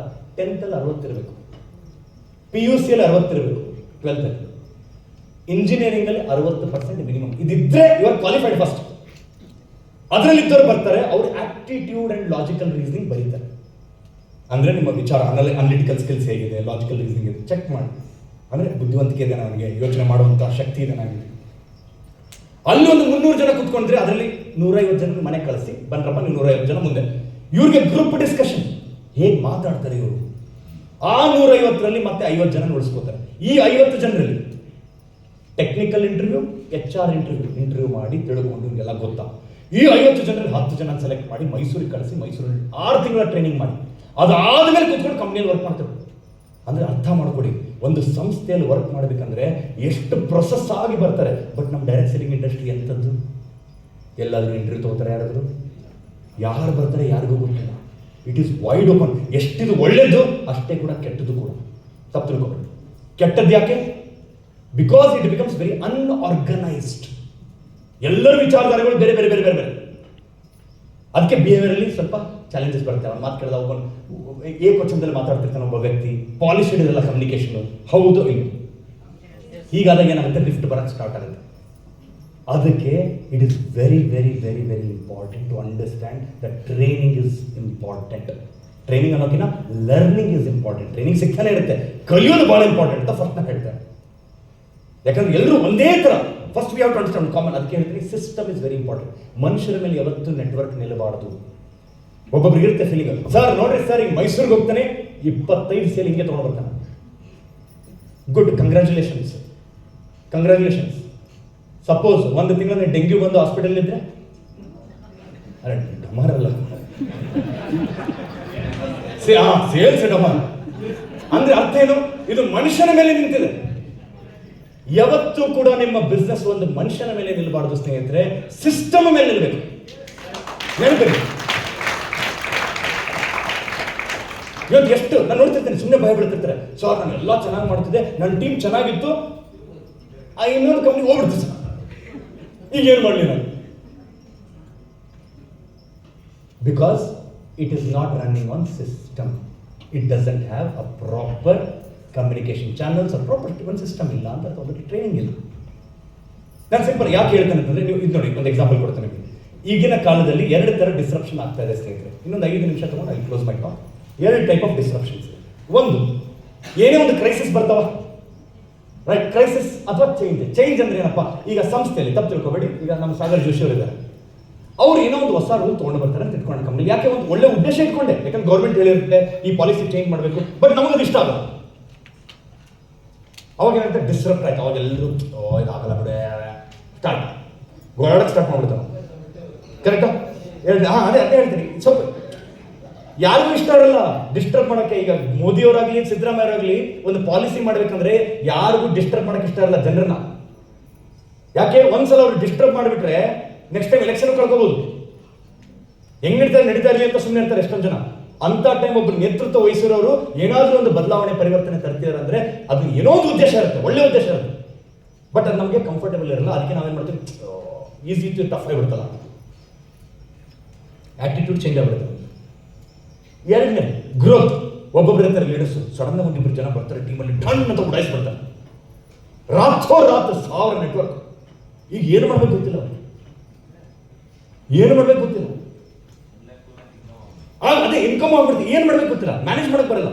ಹಂಗೆ 1000 ಹೇಳುತ್ತೆ, ನೆಕ್ಸ್ಟ್ ಹಿಂಗೆ 0 ಆಗ್ತದೆ. ಅರ್ಥ ಮಾಡ್ಕೊಳ್ಳಿ. ಯಾಕೆ? Because these are not driven by system. ಇದು ಮನುಷ್ಯರಿಂದ ನಡೀತಿರುವಂಥದ್ದು. ಅದು ಆಗಬಾರ್ದು ಅಂದ್ರೆ ಒಂದು ಆರ್ಗನೈಸ್ಡ್ ವೇಯಲ್ಲಿ ನಮ್ದು ಟ್ರೈನಿಂಗ್ ಲರ್ನಿಂಗ್ ನಡೀಬೇಕು. ಒಪ್ಕೋತೀರಾ ಸ್ನೇಹಿತರೆ? ಮಾಡ್ಬೋದಾ? Then can I share with you ಒಂದು ಕೇಸ್ ಸ್ಟಡಿ ನಿಮ್ಮ ಜೊತೆ ಶೇರ್ ಮಾಡಕ್ಕೆ ಇಷ್ಟಪಡ್ತೀನಿ. ಯಾಕೆ ಟ್ರೈನಿಂಗ್ ಇಂಪಾರ್ಟೆಂಟ್ ಅಂತ ಫಸ್ಟ್ ಇದು ಅರ್ಥ ಮಾಡ್ಕೊಳ್ಳಿ. ಸರ್ ನಾವೆಲ್ಲ ಆಲ್ರೆಡಿ ಕಲ್ತೋಗ್ಬಿಡಿ ಸರ್, ಇನ್ನೇನು ಪ್ಲೀಸ್ ಈ ಥರ ಹೇಳಕ್ಕೆ ಹೋಗ್ಬೇಡಿ. ನನಗೆ ಇವತ್ತು 34 ವಯಸ್ಸಿದ್ದಾಗ, ನಮ್ಮ ತಂದೆ 66 ಇದ್ದಾಗ, ಈಗ ಅವ್ರಿಗೆ 70, ರೈಟ್? 66 ಇದ್ದಾಗ, ನನಗೆ 34 ಇದ್ದಾಗ, ಇಬ್ರು ಕೂಡಿ ಓದಿ masters in political science we completed our post graduation. ಅಪ್ಪ ಮಗ ಇಬ್ರು ಕೂತ್ಕೊಂಡು ಓದಿ. ಇವನ್ ನ್ಯೂಸ್ ಪೇಪರಲ್ಲೂ ಬಂತದ್ದು ಅಪ್ಪ ಮಗ ಒಟ್ಟಿಗೆ ಪ್ರಶಸ್ತಿ. ಅಂದರೆ ಕಲಿಯೋದಕ್ಕೆ ವಯಸ್ಸು ಬೇಕಾಗಿಲ್ಲ. ಈಗ ನಮ್ಮ ತಂದೆ ನನ್ನ ತಲೆ ಮೇಲೆ ಕೂತ್ಬಿಡ್ತಾರೆ, ಇಬ್ರು PhD ಮಾಡೋಣ PhD ಮಾಡೋಣ ಮಾಡ್ತೀವಿ. ಈ ವರ್ಷ ಸ್ಟಾರ್ಟ್ ಮಾಡೋ ಪ್ಲಾನ್ ಇದೆ. ಕಲಿಯೋಕೆ ಲಿಮಿಟ್ ಇಲ್ಲ, ಅರ್ಥ ಆಗ್ತಿದಲ್ಲ? ಸೊ ಹಾಗಾಗಿ ಸಿಂಪಲ್ ಥಿಂಗ್ಸ್. ನಿಮ್ಗೆ ಒಂದು ಕೇಸ್ ಸ್ಟಡಿ ತೋರಿಸ್ತೀನಿ. ಒಂದು ಕಂಪನಿ ಹೆಸರು ಹೇಳಲ್ಲ, ಈ ಕಂಪನಿಗೆ ನಾನು ಇದು ಡೈರೆಕ್ಟ್ ಸೆಲ್ಲಿಂಗ್ ಅಲ್ಲ, it is a complete biomedical devices. ಅಂದರೆ ನಿಮ್ಮ ಹಾಸ್ಪಿಟಲ್ ಎಲ್ಲ ಇದು ಕನ್ಸ್ಯೂಮೇಬಲ್ಸ್ ಆಗಿರ್ಬೋದು, ಅಥವಾ ಯಾವುದಾದ್ರು ನಮ್ಮ ultrasound, MRI machines, x ray machines ಇರ್ತಲ್ಲ, ಅದನ್ನ ಇವ್ರು ಇಂಪೋರ್ಟ್ ಮಾಡಿ ಡಿಸ್ಟ್ರಿಬ್ಯೂಟ್ ಮಾಡುವಂಥ ಡೀಲರ್ಸ್. ಈ ಕಂಪ್ನಿಗೆ ನಮಗೆ ರೆಗ್ಯುಲರ್ ಆಗಿ ಅವ್ರಿಗೆ ಅರ್ಥ ಏನಾಯಿತು, ಕಂಪ್ನಿ ಬೆಳಿಬೇಕಂದ್ರೆ ಟ್ರೈನಿಂಗ್ ಇರಬೇಕು ಅಂತ ಅವರು ಟ್ರೈನಿಂಗ್ ಮಾಡಿಸಿದ್ರು. ಕೋವಿಡ್ ಟೈಮಲ್ಲಿ ನೋಡಿ ಎಲ್ಲರೂ ಮಾಸ್ಕ್ ಹಾಕೊಂಡಿದ್ದಾರೆ, ಟ್ರೈನ್ ಮಾಡಿದ್ದಾರೆ. ಸೇಲ್ಸ್ ಟ್ರೈನಿಂಗ್ ಸೂಪರ್ ಆಗಿದೆ, ಸೇಲ್ಸ್ ಫುಲ್ ಪ್ರೊಫೆಷನಲ್ ಅದು. ಬಟ್ ಬ್ಯಾಕ್ ಎಂಡ್ ಟೀಮು ಚೆನ್ನಾಗಿರ್ಬೇಕಲ್ಲ, ಆಪರೇಷನ್ಸ್ ಟೀಮ್. ಯಾಕೆ ಇವ್ರು ಸೇಲ್ ಮಾಡಿ ಬಂದ್ಬಿಡ್ತಾರೆ, ಸರ್ವಿಸ್ ಕೊಡೋರು ಚೆನ್ನಾಗಿರ್ಬೇಕು ಅಲ್ಲಿ. ಅದಕ್ಕೆ ಅವ್ರು ಏನು ಮಾಡಿದ್ರು, ಸರ್ ನಮ್ಮ ಆಪರೇಷನ್ಸ್ ಟೀಮ್ಗೂ ಟ್ರೈನ್ ಮಾಡಿ ಅಂತ ಆಪರೇಷನ್ಸ್ ಟೀಮ್ಗೆ ಟ್ರೈನಿಂಗ್ ಮಾಡಕ್ಕೆ ನಂಗೆ ಕರೆದು. ಆ ಟೀಮು ಟ್ರೈನಿಂಗ್ ಆಯ್ತು. ಲಾಸ್ಟಿಗೆ ಒಂದು ರಿಕ್ವೆಸ್ಟ್ ಮಾಡ್ಕೊಂಡ್ರೆ ನನಗೆ, ಸರ್ ತಪ್ಪು ತಿಳ್ಕೊಬೇಡಿ ನೆನಪಾಡ್ತೀನಿ ಸರ್, ನಮ್ಮ ಲಾಜಿಸ್ಟಿಕ್ಸ್ ಟೀಮ್ ಇದೆ. ಲಾಜಿಸ್ಟಿಕ್ಸ್ ಟೀಮ್ ಅಂದ್ರೆ ಡ್ರೈವರ್ಸ್, ಅವ್ರಿಗೆ ಕೊಡ್ತೀರಾ ನೀವು ಟ್ರೈನಿಂಗು? ಅವ್ರ ಪಾಪ ಮುಜುಗರದಿಂದ ಹೇಳಿದ್ರು. ನಾನು ಏನು ಹೇಳಿದೆ ಗೊತ್ತಾ, ನಿಮ್ಮ ಲಾಜಿಸ್ಟಿಕ್ಸ್ ಟೀಮ್ದವರು ಮನುಷ್ಯ ಹೌದೋ ಅಲ್ವೋ ಅಂತ ಕೇಳಿದೆ. ಸರ್ ಮನುಷ್ಯ ತಾನೆ, ಮತ್ತೆ ಪಾಪ ಅವ್ರೇನು ನೀವೆಲ್ಲ ದೊಡ್ಡ ದೊಡ್ಡವ್ರಿಗೆ ಟ್ರೈನ್ ಮಾಡ್ತೀರಾ, ದೊಡ್ಡವ್ರು ಸಣ್ಣವ್ರೇನೆ, ಮನುಷ್ಯನೇ. ಆ ಡ್ರೈವರ್ಸಿಗೆ ನಾನು ಕುತ್ಕೊಂಡು ಟ್ರೈನಿಂಗ್ ಮಾಡಿದೆ ಸ್ನೇಹಿತರೆ. ಯಾಕೆ ಹೇಳ್ತೀನಿ ಕೇಳಿಸ್ಕೊಡಿ, ಇವ್ರದೆಲ್ಲ ಪ್ರಾಬ್ಲಮ್ ಏನಿತ್ತಂದ್ರೆ ಇವರೆಲ್ಲ ಹೋಗಿ ಡೆಲಿವರಿ ಮಾಡೋರು ಡಾಕ್ಟರ್ಸ್ಗೆ. ಹಾಸ್ಪಿಟಲ್ಗೆ ಹೋಗಿ ಡೆಲಿವರಿ ಮಾಡಬೇಕಲ್ಲ, ಮಾಡೋರು ಏನು ಮಾಡೋರು, ಇವರು 2 ಬಟನ್ ಓಪನ್ ಮಾಡ್ಕೊಂಡೆ, ಶರ್ಟಿಂಗ್ ಮಾಡ್ಕೊಂಡೆ, ಶರ್ಟ್ ಬಿಚ್ಕೊಂಡೆ, ಬಾಯಲ್ಲಿ ಗುಡ್ಕ ಡಾಕ್ಟರ್ ತಗೊಳ್ಳೋ ಕಂಪನಿ ಇಮೇಜ್ ಹಾಳಾಗ್ತಿತ್ತಲ್ಲ. ಇವ್ರನ್ನ ಟ್ಯೂನ್ ಮಾಡಿ ರೆಡಿ ಮಾಡಿ ನೋಡಿ, ಎಲ್ಲರೂ ಟಕ್ ಮಾಡ್ಕೊಂಡು ಇನ್ಶರ್ಟ್ ಮಾಡ್ಕೊಂಡು ಯೂನಿಫಾರ್ಮ್ ರೆಡಿ ಮಾಡಿಸಿ ಕಳಿಸಿದ್ರೆ, ಇವರಲ್ಲಿ ಈ 8 ಜನಕ್ಕೆ ನಾನು ಏನು ಟ್ರೈನಿಂಗ್ ಮಾಡಿದೆ, 8 ಜನರಲ್ಲಿ 6 ಜನ ಡ್ರೈವಿಂಗ್ ಜಾಬ್ ಬಿಡಿಸಿ ಅವರಿಗೆ ಸೇಲ್ಸ್ ಅಲ್ಲಿ ಮೂವ್ ಮಾಡಿದ್ರು. ಯಾಕಂದ್ರೆ ಎಲ್ಲೆಲ್ಲಿ ಡೆಲಿವರಿ ಮಾಡಕ್ಕೆ ಹೋಗೋರು ಡಾಕ್ಟರ್ ಜೊತೆ ಚೆನ್ನಾಗಿ ಮಾತಾಡ್ಕೊಂಡು, ಸರ್ ನಮ್ಮಲ್ಲಿ ಇನ್ನೊಂದು ಹೊಸ ಪ್ರಾಡಕ್ಟ್ ಬಂದಿದೆ, ನಮ್ದು ಇನ್ನೊಂದು ಪ್ರಾಡಕ್ಟ್ ಬಂದಿದೆ, ಅಲ್ಲೇ ಸೇಲ್ ಮಾಡ್ತಾ ದೇ ಬಿಕೇಮ್ ಸೇಲ್ಸ್ ಎಕ್ಸಿಕ್ಯೂಟಿವ್ಸ್. ಅರ್ಥ ಮಾಡ್ತಾರೆ ಎಷ್ಟು ಟ್ರೈನಿಂಗ್ ಇಂಪಾರ್ಟೆಂಟ್ ಅಂತ. ಅದು ಅವ್ನ ಬ್ಯಾಕ್ಗ್ರೌಂಡ್ 10th ಪಾಸ್ ಆಗಿಲ್ಲ ಅವ್ನ ಪಾಪ ಡ್ರೈವರ್. ಬಟ್ ಈ ಬಿಕೇಮ್ ಅವ್ನಿಗೆ ಏನು ಅನ್ಸಕ್ಕೆ ಸ್ಟಾರ್ಟ್ ಆಗಿ ಗೊತ್ತಾ, ಮುಂಚೆ ಡಾಕ್ಟರ್ ಹತ್ರ ಹೋದಾಗೆಲ್ಲ ಕೂಡ ಕೇಳ್ತಿಲ್ಲ ಅಂತ ಅವ್ರು. ಸ್ಟ್ಯಾಂಡ್ ದೇರ್ ಓನ್ಲಿ, ಯಾಕಂದ್ರೆ ಇವ್ರು ಚೆನ್ನಾಗಿ ಡ್ರೆಸ್ ಹಾಕೊಂಡಿಲ್ಲ, ಗಲೀಜು. ಈಗ ಇವರು ಚೆನ್ನಾಗಿ ಹಾಕೊಂಡು ಹೋದಾಗ ಡಾಕ್ಟ್ರಿಗೆ ಹೋಗ್ಬಿಟ್ಟು, ನಮಸ್ತೆ doctor, I come to meet you from this company. ಅವ್ರು ಕೂಡಿಸ್ಬಿಟ್ಟು ಟೀ ಕೊಟ್ಟು ಕಳ್ಸೋರು. ಅವ್ನಿಗೆ ಯಾವಾಗ ಅವನಿಗೆ ಒಂದು ಆತ್ಮ ಗೌರವ ಸಿಗಕ್ಕೆ ಸ್ಟಾರ್ಟ್ ಆಯ್ತು, ಒಂದು ರೆಸ್ಪೆಕ್ಟ್ ಸಿಗಕ್ಕೆ ಸ್ಟಾರ್ಟ್ ಆಯ್ತು, ಆಟೋಮೆಟಿಕ್ಲಿ ಸೇಲ್ಸ್ ಮಾಡಕ್ಕೆ ಸ್ಟಾರ್ಟ್ ಮಾಡಿದ್ರು. ಇದೆಲ್ಲ ಆಗಿತ್ತ ಚೆನ್ನಾಗಿತ್ತು. ಈಗ ನೋಡಿ ಪ್ರಾಬ್ಲಮ್ ಆಯಿತು. ಇವರ ಕಂಪ್ನಿ ಒಂದು ಡೀಲರ್ಸ್ಗೆ ದೇ ಯೂಸ್ ಟು ಗಿವ್, ದೇವರ್ ಮೇಜರ್ ಡೀಲರ್ಸ್, ಅವ್ರದ್ದೊಂದು 60% ಬಿಸ್ನೆಸ್ ಬರ್ತಾ ಇದ್ದಿದ್ದು ಒಂದು ಕಂಪ್ನಿಯಿಂದ, ಆ ಹೆಸರು ಹೇಳಲ್ಲ. ಅವ್ರು ಏನು ಮಾಡಿಬಿಟ್ಟು ಡೀಲರ್ಶಿಪ್ ಕ್ಯಾನ್ಸಲ್ ಮಾಡಿಬಿಟ್ರು. ಸೊ ಕಂಪ್ನಿಲಿ ಒಂಥರ ಕೋಲಾಹಲ, ಒಂಥರ ಏನಪ್ಪ ಏನಾಗುತ್ತೆ. ಯಾಕಂದ್ರೆ ಒಂದು 50 ಕೋಟಿ ಮಾಡ್ತಿರೋಂಥ ಬಿಸ್ನೆಸ್ ಕಂಪನಿ, ಒಂದು 50-60 ಕೋಟಿ ಮಾಡ್ತಿರೋದು, ಸಡನ್ ಆಗಿ 60% ಕಡಿಮೆ ಬರೀ 20 ಕೋಟಿ 20-25 ಕೋಟಿ ಅಷ್ಟೇ. ಈಗ ಹೆಂಗೆ ಬದುಕಬೇಕು ಕಂಪನಿ? ಅಂತ ಟೈಮಲ್ಲಿ ಆ ಲೀಡರ್ ನಾನು ಸಲ್ಯೂಟ್ ಮಾಡ್ತೀನಿ, ಕಂಪ್ನಿ ಓನರ್ಗೆ ನಾನು ಸಲ್ಯೂಟ್ ಮಾಡ್ತೀನಿ. ಯಾಕೆ ಗೊತ್ತಾ, ಅವ್ರೇನು ಗೊತ್ತಾ, ಈ ಲಾಸ್ ಅಂತೂ ಆಗಿ ಬಿಡಿದೆ, ಇನ್ನೇನು ಮಾಡೋಕ್ಕಾಗುತ್ತೆ. ಹಾಗಂತ ನನ್ನ ಟೀಮ್ ನೆಗೆಟಿವ್ ಸಿಟ್ ಮಾಡ್ಕೊತಿರಲ್ಲ ನಾನು. ಬನ್ನಿ ಎಲ್ಲರೂ ಟ್ರಿಪ್ ಹೋಗೋಣ. ಈ ಸೆಟ್ಟರ್ಸ್ ನಮ್ಮನ್ನು ಕಾಲ್ ಮಾಡಿ ಔಟ್ ಬೌಂಡ್ ಟ್ರೈನಿಂಗ್ ವಾಯನಾಡ್ ಕರ್ಕೊಂಡೋದ್ರು. 3 ದಿನ ಅವ್ರು ಇರೋ ಟೀಮ್ಗೆ ಕುತ್ಕೊಂಡು ವಾಯನಾಡಲ್ಲಿ ಔಟ್ ಬೌಂಡ್ ಟ್ರೈನಿಂಗ್ ಮಾಡಿ, ರೆಸಾರ್ಟಲ್ಲಿ ಆಫ್ ಸೈಡ್ ಟ್ರೈನಿಂಗ್ ಮಾಡಿ, ಮೋಟಿವೇಟ್ ಮಾಡಿ ಮಾತಾಡ್ತಾ ನೋಡಿ. ನಾವು ಅವ್ರಿಗೆ ಏನು ಕೇಳಿದೆ, ನಾನು ಒಂದೇ ಮಾತಾಡಿ, ಸರ್ ನಿಮ್ಗೆ ಏನು ಟಾರ್ಗೆಟ್ ಬೇಕು ಹೇಳಿ. ಅವರು ಒಂದು 50 ಕೋಟಿ ಮಾಡಿದ್ರೆ ಸಾಕು ವಿನಯ್, ನಮ್ದು 50 ಮುಂಚೆ 50-60 ಇತ್ತಲ್ವಾ, 50 ಹೆಂಗಾರ ಆಗಬೇಕು ನೋಡಿ, ನೀವು ಟೆನ್ಷನ್ ತಗೋಬೇಡಿ. ಕೋರ್ ಟೀಮ್ ಕೂಡಿಸ್ಕೊಂಡೆ, ಅವ್ರಿಗೆ ಫುಲ್ ಮಾತಾಡ್ತಾ ಟ್ರೈನ್ ಮಾಡ್ತಾ ಅವರಲ್ಲೇ ತಗೊಳಕ್ ಬಂದೆ.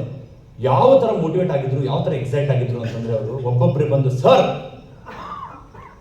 ನಾವು ನನ್ನ ಟೀಮ್ 20 ಕೋಟಿ ಟಾರ್ಗೆಟ್ ತೊಗೊಂಡು, ಇದೇ ಥರ ತೊಗೊಂಡು ಎಲ್ಲರೂ ಕೂಡಿ 70 ಕೋಟಿ ಟಾರ್ಗೆಟ್ ತಂದ್ಬಿಟ್ಟು. ಟಾರ್ಗೆಟ್ ಇದ್ದಿದ್ದೆಷ್ಟು 50, ಬಾಯಿಂದ ಬರ್ತಾ ಇದ್ದೇನೆ 70, ಅಚೀವ್ ಮಾಡಿದೆಷ್ಟು ಗೊತ್ತಾ, 85 ಕೋಟಿ.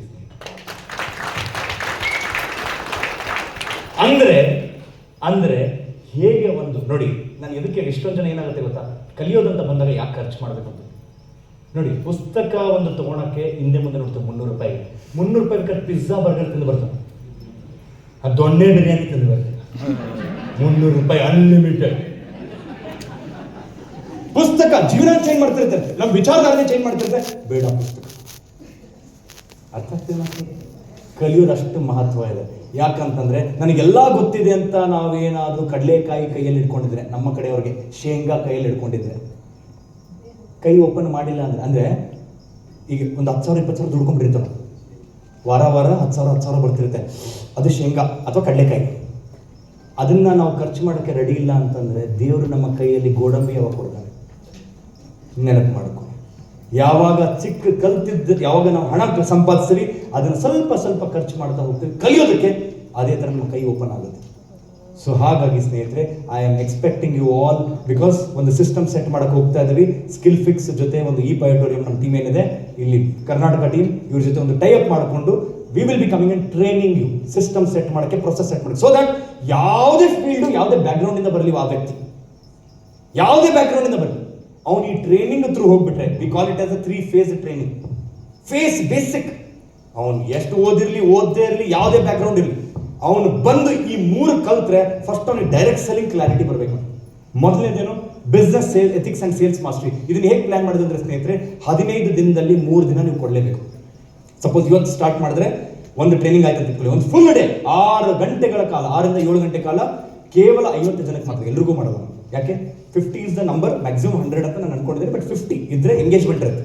ಈಗ ನೋಡಿ ಇಷ್ಟು ಜನ ಇದ್ರೆ ಎಲ್ಲರ ಜೊತೆ ಮಾತಾಡೋಕ್ಕಾಗಲ್ಲ, ಕರೆಕ್ಟ್ ಅಲ್ವಾ? So that is why first top leaders ಇರೋದ್ರಿಂದ first we have plan only 50.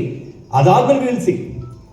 ನನಗೇನಪ್ಪ ಅಂತಂದ್ರೆ ಬಂದಿರುವಂತ ವ್ಯಕ್ತಿ first day if you attends this, 7 ದಿನ ಆದ್ಮೇಲೆ ಇನ್ನೊಂದು ಟ್ರೈನಿಂಗ್ ಆಗುತ್ತೆ, ಇನ್ನು 7 ದಿನ ಆದ್ಮೇಲೆ ಇನ್ನೊಂದು ಆಗುತ್ತೆ. ಅಂದ್ರೆ 15 ದಿನದಲ್ಲಿ he will understand the entire business concept. ಬರೀ ಅರ್ಥ ಅಲ್ಲ, ಮಾಡೋಕ್ಕೂ ಸ್ಟಾರ್ಟ್ ಮಾಡ್ತಾನೆ. ಎಕ್ಸಾಂಪಲ್ ಕೊಡ್ತಾನೆ ನಿಮಗೆ. ಫಸ್ಟ್ನೇದ್ರಲ್ಲಿ ಏನು ಅರ್ಥ ಮಾಡ್ಕೊತಾನೆ, ಡೈರೆಕ್ಟ್ ಸೆಲ್ಲಿಂಗ್ ರೈಟ್ ವೇ ಅಲ್ಲಿ ಹೇಗೆ ಮಾಡಬೇಕು.